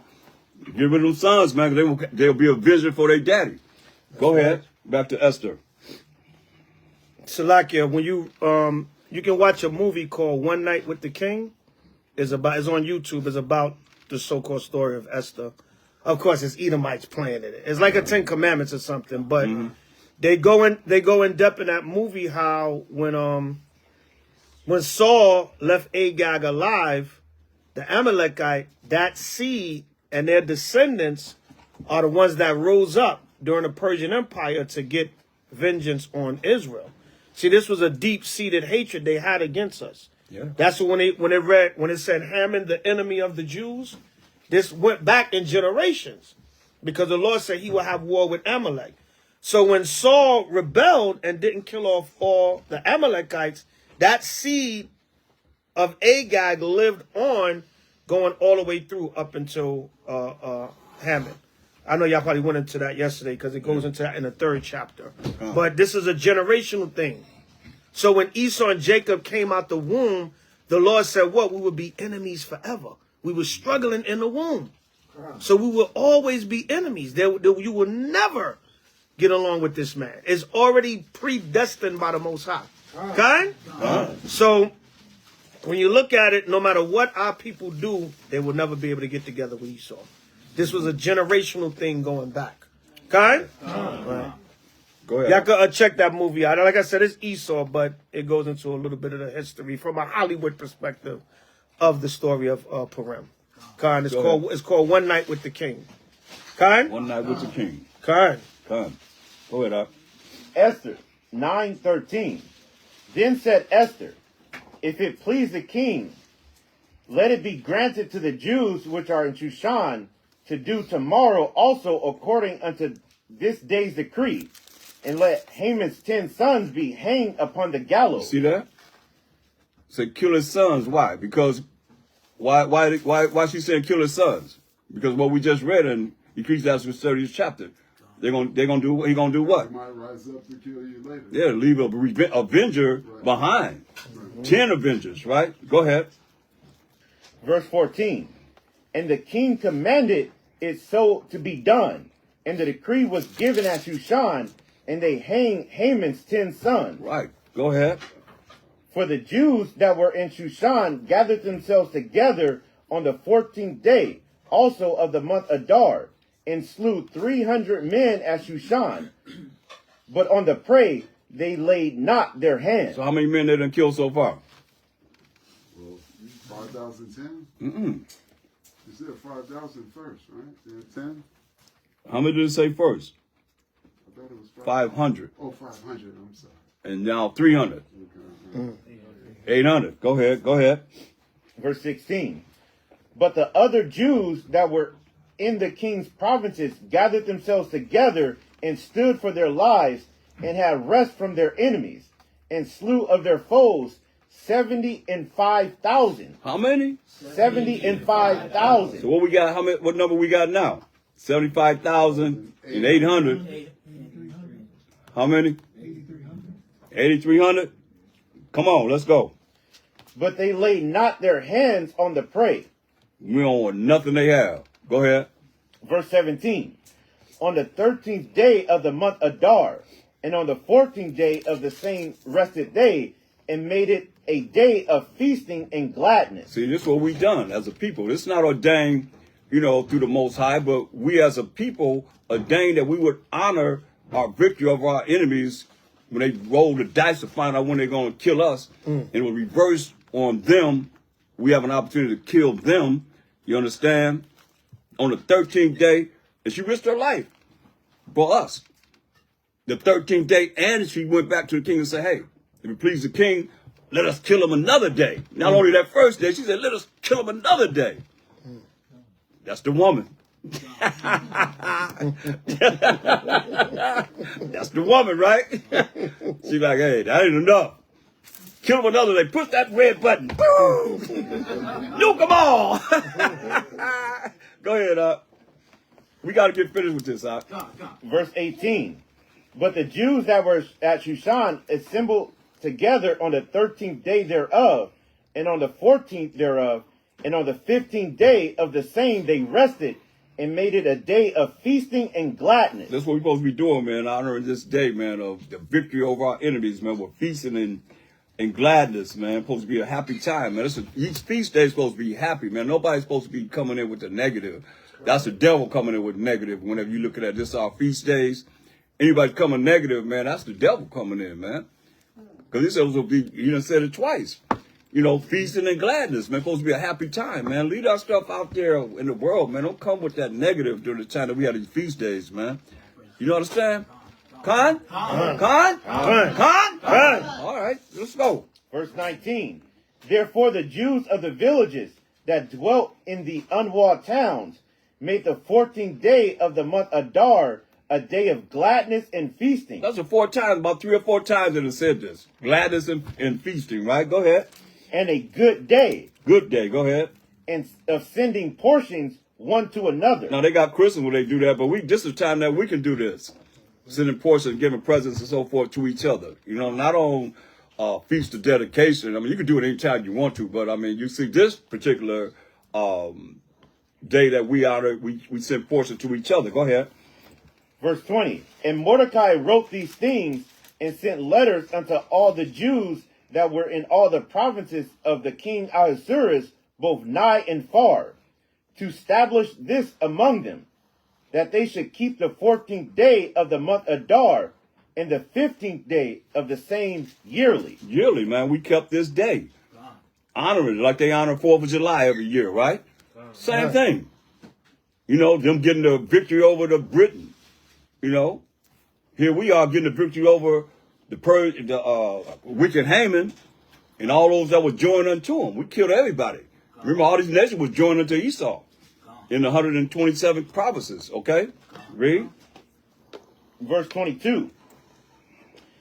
As the days wherein the Jews rested from their enemies, and the month which was turned unto them from sorrow to joy, and from mourning into a good day, that they should make them days of feasting and joy, and of sending portions one to another, and gifts to the poor.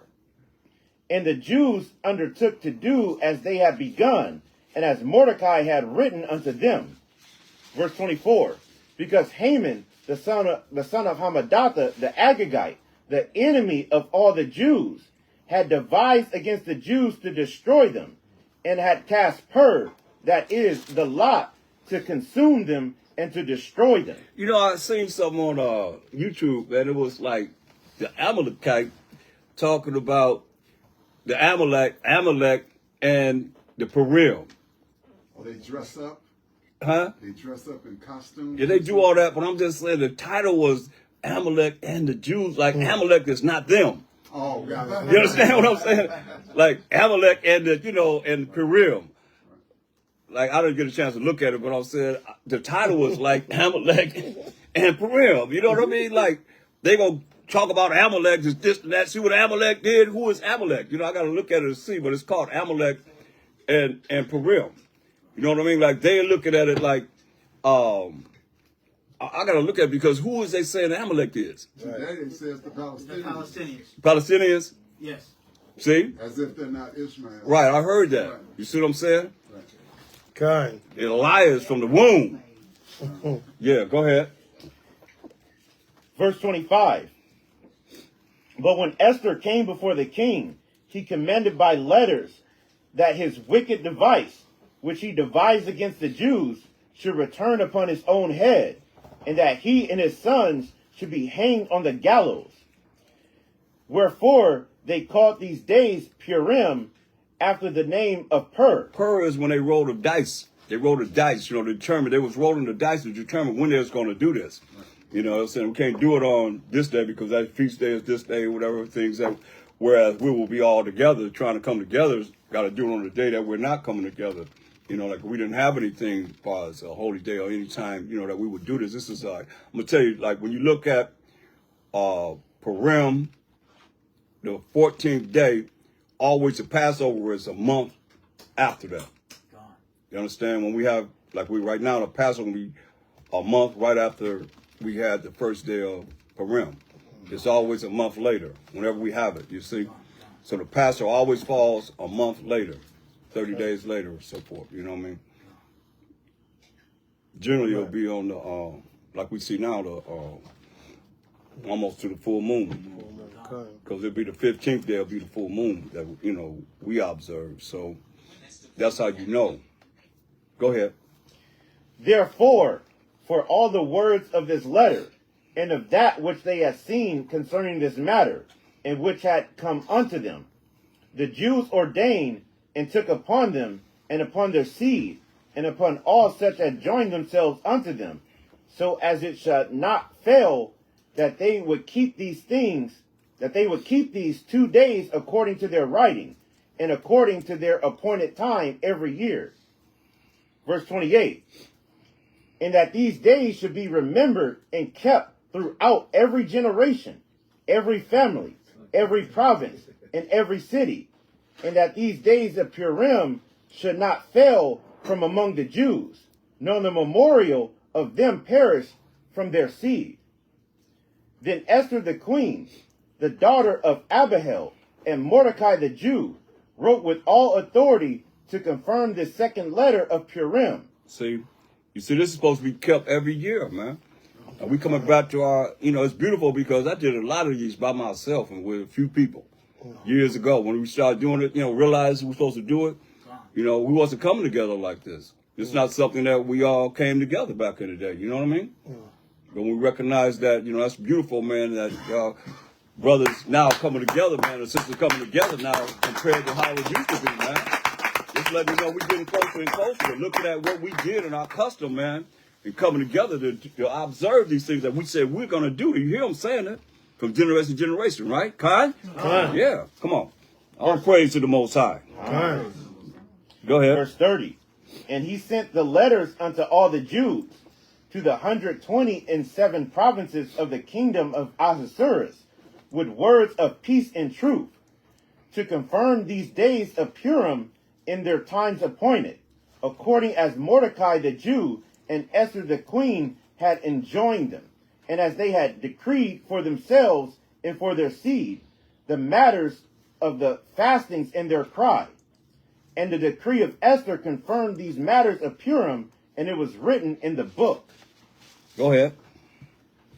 Last verse, last chapter. Esther, chapter 10 and 1.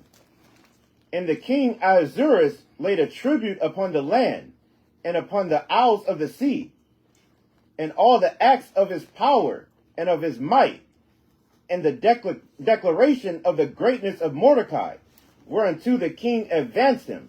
Are they not written in the book of the chronicles of the kings of Media and Persia?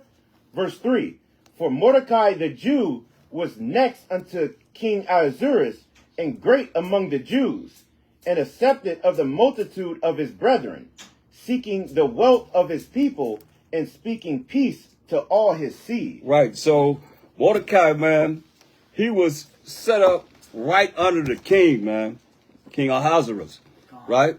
Which reminds us of who else was set up right under the king. Oh, how many? You mean in this text? No. Who else in our history was set up right under the king? Yes. Daniel and Joseph. Khan. Very good. That's right. So when Joseph was set up, man, they talking about we was in captivity. We weren't in captivity under the Egyptian. When Joseph set up right after Ramses the first died, we was ruling, man. We had power for four dynasties. That's when you see Egypt was powerful, we was ruling. You understand? So what happened after Pharaoh got drowned? Then come a Pharaoh that knew not Joseph. Yeah, right. That's when we went into captivity. Right. I think about 350 years we ruled. Then the last 80 years we was in captivity. Then we came out. From, the research that's been done, Yes. Yeah, speaking regarding Esther. Could you speak up? Speaking regarding Esther and the events that happened in Esther, I found something in the book of Job. If you permit me to read it, regarding Esther and Mordecai.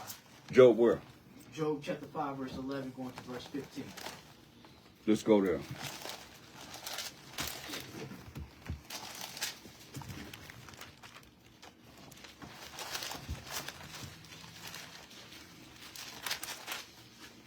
Read that.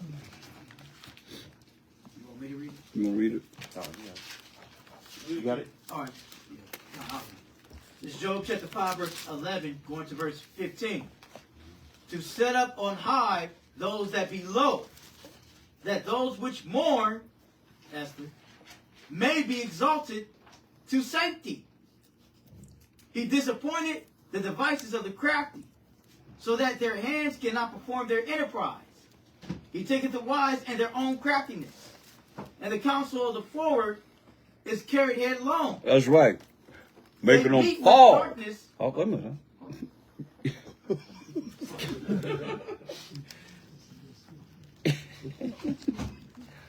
See, all these things, all these things were purpose against us, man.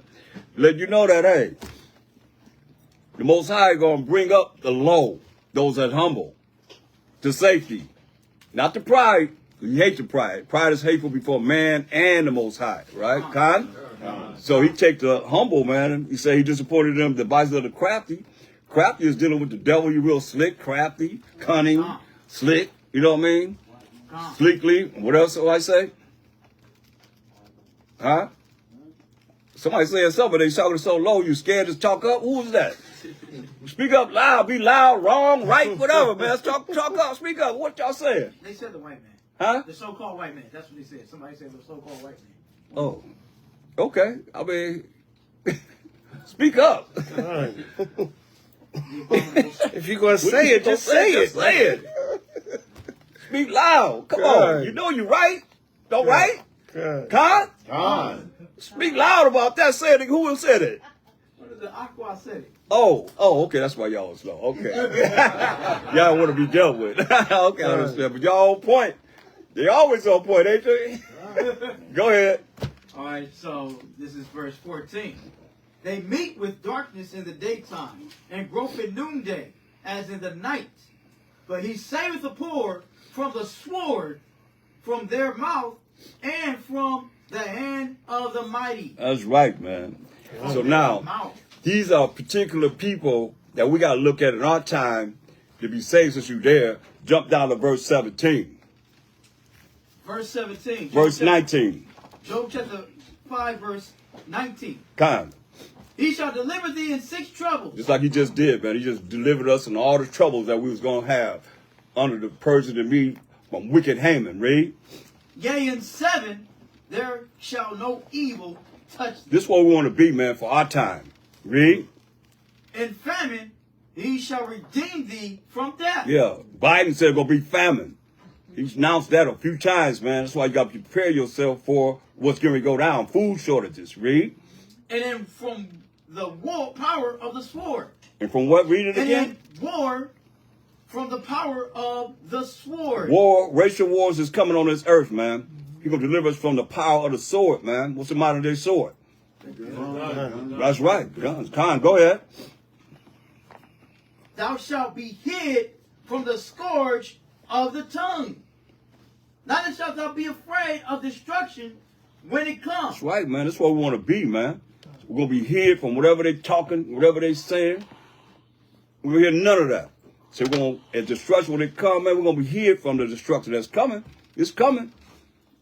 Khan? Yeah, that's what we want to be, man. Read. At destruction and famine, thou shalt laugh. That sounds great to me, man. All right, Khan? Yeah. At destruction and famine, we shall what? Laugh. Shall laugh, man. We're going to be happy, rejoicing. Go ahead. Most High, Ratazawan will. Go ahead. Neither shalt thou be afraid of the beasts of the earth. You know, the beast's going to be eating up people, man. They're going to be killing people and eating them up. Go ahead. For thou shalt be in league with the stones of the field. And the beasts of the field shall be at peace with thee. Hear that? This is what we want to be, man, because the beasts of the field going to be killing people and eating them up. They're going to be hungry, too. Khan? Go ahead. And thou shalt know that thy tabernacle shall be in peace. And thou shalt visit thy habitations, and shalt not sin. That's why anybody talking about we ain't under the law, we under the commandments, they're liars. Hear that? They won't be here. They won't be here, Kai. Right. Say they shall not sin. That's what we talking about. Fear the Most High, repent, keep the commandments of the Most High, cry unto the Most High. Read, for deliverance, for be saved from our enemies in the hand of all that hate us. Read. Thou shalt know also that thy seed shall be great in thine offspring as the grass of the earth. Man, that's because Most High said we're gonna, one man gonna have how many children? 1,000. Yeah, you know that, don't you? You know that, right? Go ahead. Thou shalt I can hardly get out of my mouth. He said 1,000. You know that one. Hey, and the feeble one, what a feeble gonna get? A strong nation. Bring forth a strong nation, man. Yes. The book Isaiah. God, Isaiah 60, 21 and 22. I want to write it down. Go ahead. Can I say something small about Bishop? Huh? I want to say something small about Bishop. What? When it says right here, thou shalt come, it says right here, that thou shalt know also that thy seed shall be great, and thine offspring shall be as the grass of the earth. A numerous nation, the last nation that the Most High said to be fruitful and multiply to was Jacob. Genesis chapter 35. Khan. Genesis chapter 35, verse 10, going to verse 11. Nation of kingdom of nations. Shall I'll be, man. This is Job chapter 5, verse 26. 26. Thou shalt come to thy grave in a full age, like as a shock of corn cometh in his season. Verse 27. Lo, this we have searched it. So it is here it, and know thou it for thy good. That's right. Know it for our good, man. It's here, and all praise the Most High for our soul, Mashiach Yahushua, for this glorious day of Purim, man. The Most High allowed us to get victory of our enemies 2 days in a row. That's right. That's right. All praise to the Most High. Salakia, let me ask a question. Anybody know another name for the day Purim? For the feast of Purim? Another name? No, another name. Lot? Day of Lot? Huh? Is it Day of Lot? Yeah, that you can call it that also. Day of who or what? Day of lots. Day of lots. Because they cast the lots, yeah. Yakim? Yeah, that's what I was going to say, the Feast of Lots. Yeah. Something else. Mordecai's Day. Prove it.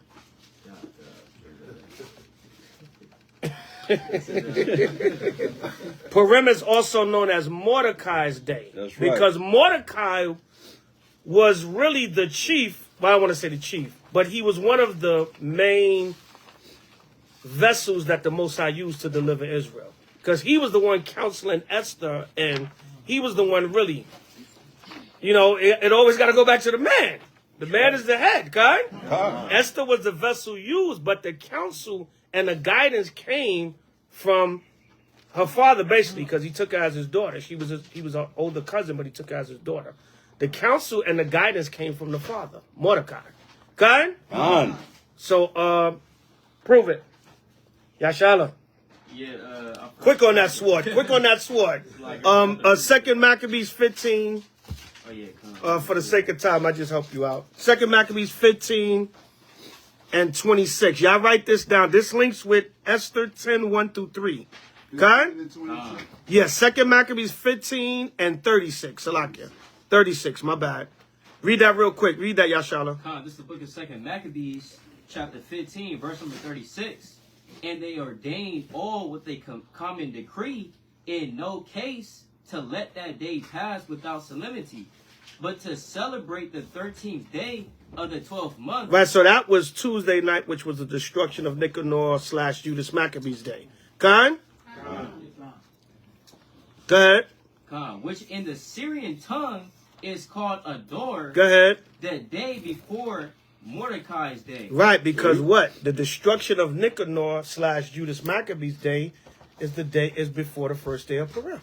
Okay? So the Most High gave us 3 days in a row of celebrating the destruction of our enemies. And the Most High used different tribes of Israel to deliver us at different times. We spoke about Joseph earlier, which was the father of Ephraim and Manasseh. Right? Tonight is Benjamin. Right? Is Mordecai and Esther. Right? Tuesday night, it was who? Judas Maccabees, a Levite. His name was Judah, but he was a Levite. Okay? So the Most High used all different tribes at different times to deliver Israel. Okay? One more and we out of here. Go to Joel 2 and 27. So today, real quick, I'm going to tell this story because we want to shut down and enjoy each other's company. But I was in Westwood, right? There's y'all know LA. There's a lot of Amalek over there, right? So we're talking about Amalek tonight. So I was over in Westwood, right, taking care of some business. There's an Amalekite I deal with, right? And as soon as I can get in the building, normally she'd be like, "Oh, hi, how you doing?" You got to supplant the nation sometimes. So you be cordial. I'm not going to go in there and be like, "You're not the real Jew woman, you the devil." You know what I'm saying? I'm going to build a rapport with her because I got to supplant her for business and stuff. Right. You know what I'm saying, Khan? Use wisdom, man. I remember one time Elder Kazak from back in One West, he told us a story how the other elders messed up like millions of dollars in potential business that he was trying to do with Amalek and Israel. He was trying to do some business with them and bring it back to the school. But he took the elders over there and they cursed the Amalekites out, told them they not the real Jews, and messed up the deal. Whoa. So you got to use wisdom. You're not in camp every minute. I bet you won't go on your job and do that because you'll be fired. Right. So you got to use wisdom, and you got to know when to make friends with the unrighteous mammon and things of that nature, so you can move in this nation, in this society, Khan. But anyway, I could barely walk into the building. As soon as she see me, the world is about to end. Because sometimes we talk about stuff like that. We talk about, That's what she said? Yeah. I knew her, I met her back during COVID because I was doing some business. I met her, and, I was like, okay, you can help a brother out. So I go link, whatever the case may be, but normally it's like, how you doing? I tease her, shalom, you know what I'm saying, whatever. She didn't even say hi. I walked into the building, she said, the world is about to end. Because, like I said, sometimes we talk about what's going on in the news, you know what I'm saying? I'm supplanting her, Khan. Right. But I said, the Most High is not playing, man. By Hashem, right? Priest gonna get on me for pronouncing it wrong, right? But I said, look at this, man. We in the midst of Purim, which we're going into the destruction of Amalek. Haman was a descendant of the Agagites. And I could barely talk what we need to talk about, or she could barely say hi, and I tease and say, shalom. The world is about to end. You see what's going on? See that? So the Most High is showing Right, give me Joel 2:27. Yashala, you can read that. Come, this is the book of Joel, chapter 2, verse number 27. And ye shall know that I am in the midst of Israel. Right, the Most High's in the midst of us. We are his chosen people. Okay? Right, go ahead.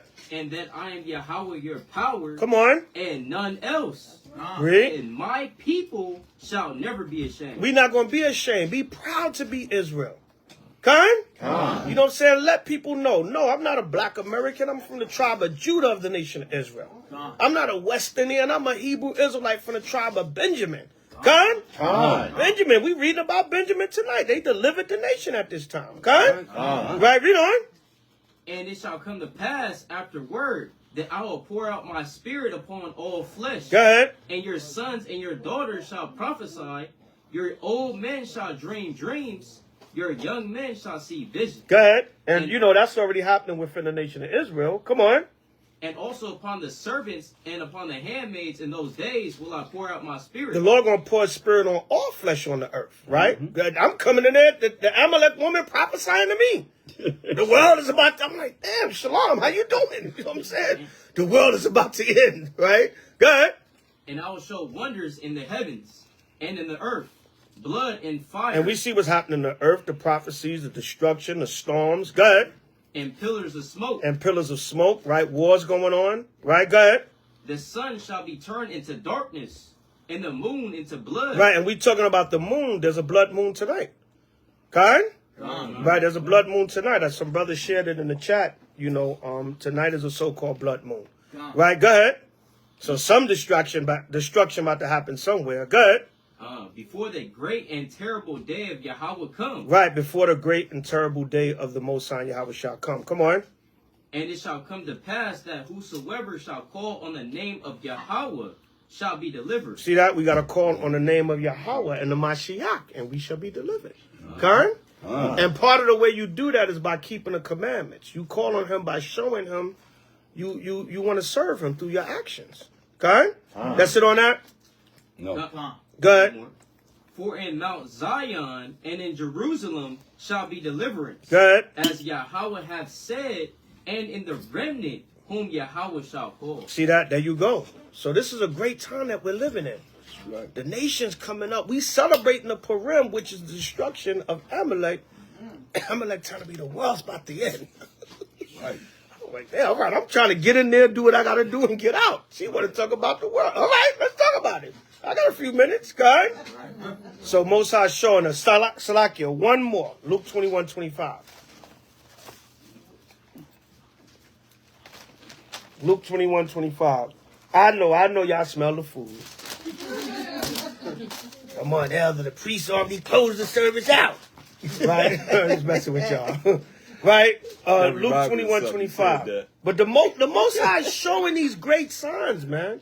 You can't make this stuff up. That's right. And when I see that, man, it just furthers convinces me, and it's like the Most High is giving you comfort in your daily life. Like, look, I'm here. This is real. Okay? If you having any doubt or you getting your faith getting a little weak, Most High like, nope, let me give you a quick sign.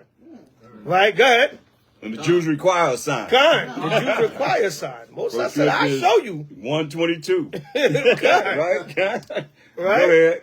Go ahead. This is the book of Luke, chapter 21, verse number 25. God. And there shall be signs in the sun and in the moon. Like I said, tonight, the closing of Purim, it's a blood moon tonight. Okay? Right, go ahead.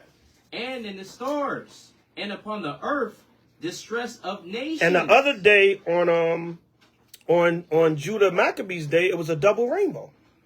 Right? Yeah, it rained a little bit. You know, it's weather been kind of crazy in Southern California, right? Yeah. But it rained a little bit, and then you look up, you can see a double rainbow. Okay? My phone had died. I was trying to get a video or a picture of it. I think my daughter got it. Right? Now you got it, right? Oh, yes. My daughter got a picture of it, though. I was trying to get it on my phone. But it was a double rainbow in the sky. Okay? Right? Go ahead. And upon the earth, distress of nations. And it's going to be distress of nations. Go ahead. With perplexity. Come on. The sea and the waves roaring. Go ahead. Men's hearts failing them for fear. And for looking after those things which are coming on the earth. Right. Another plane crashed today. Or yesterday. Somewhere. Another plane, you know what I'm saying? People fear of flying, and I'm not going up there, right? Because the Most High is bringing all this destruction and wrath on the earth. So I just wanted to bring that quick testimony out on the Feast of Purim. The Most High showing us great signs. Hallelujah. Thank you, everyone, for joining us. And we're going to close out here. I say, Krum Abanawa Yahweh. Krum Abanawa Yahweh. Krum Mashiach Yahushai. Krum Mashiach Yahushai. Krum Yasharala. Krum Yasharala. And we're out. Shalom. We're going to end right here. Salak, and I just want to say, give it up for Rob Judah and his household for hosting the feast. Give it up to the priests for all holding the feast down. Giving y'all that good wisdom, kind. Y'all be come to these feasts, man, and take them notes. And get that wisdom from the priests, man.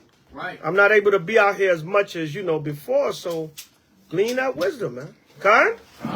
Hallelujah. Hallelujah. Come here, Shalom. I would say also give them the double honors. Too. Yes, sir. All of you got the double honors.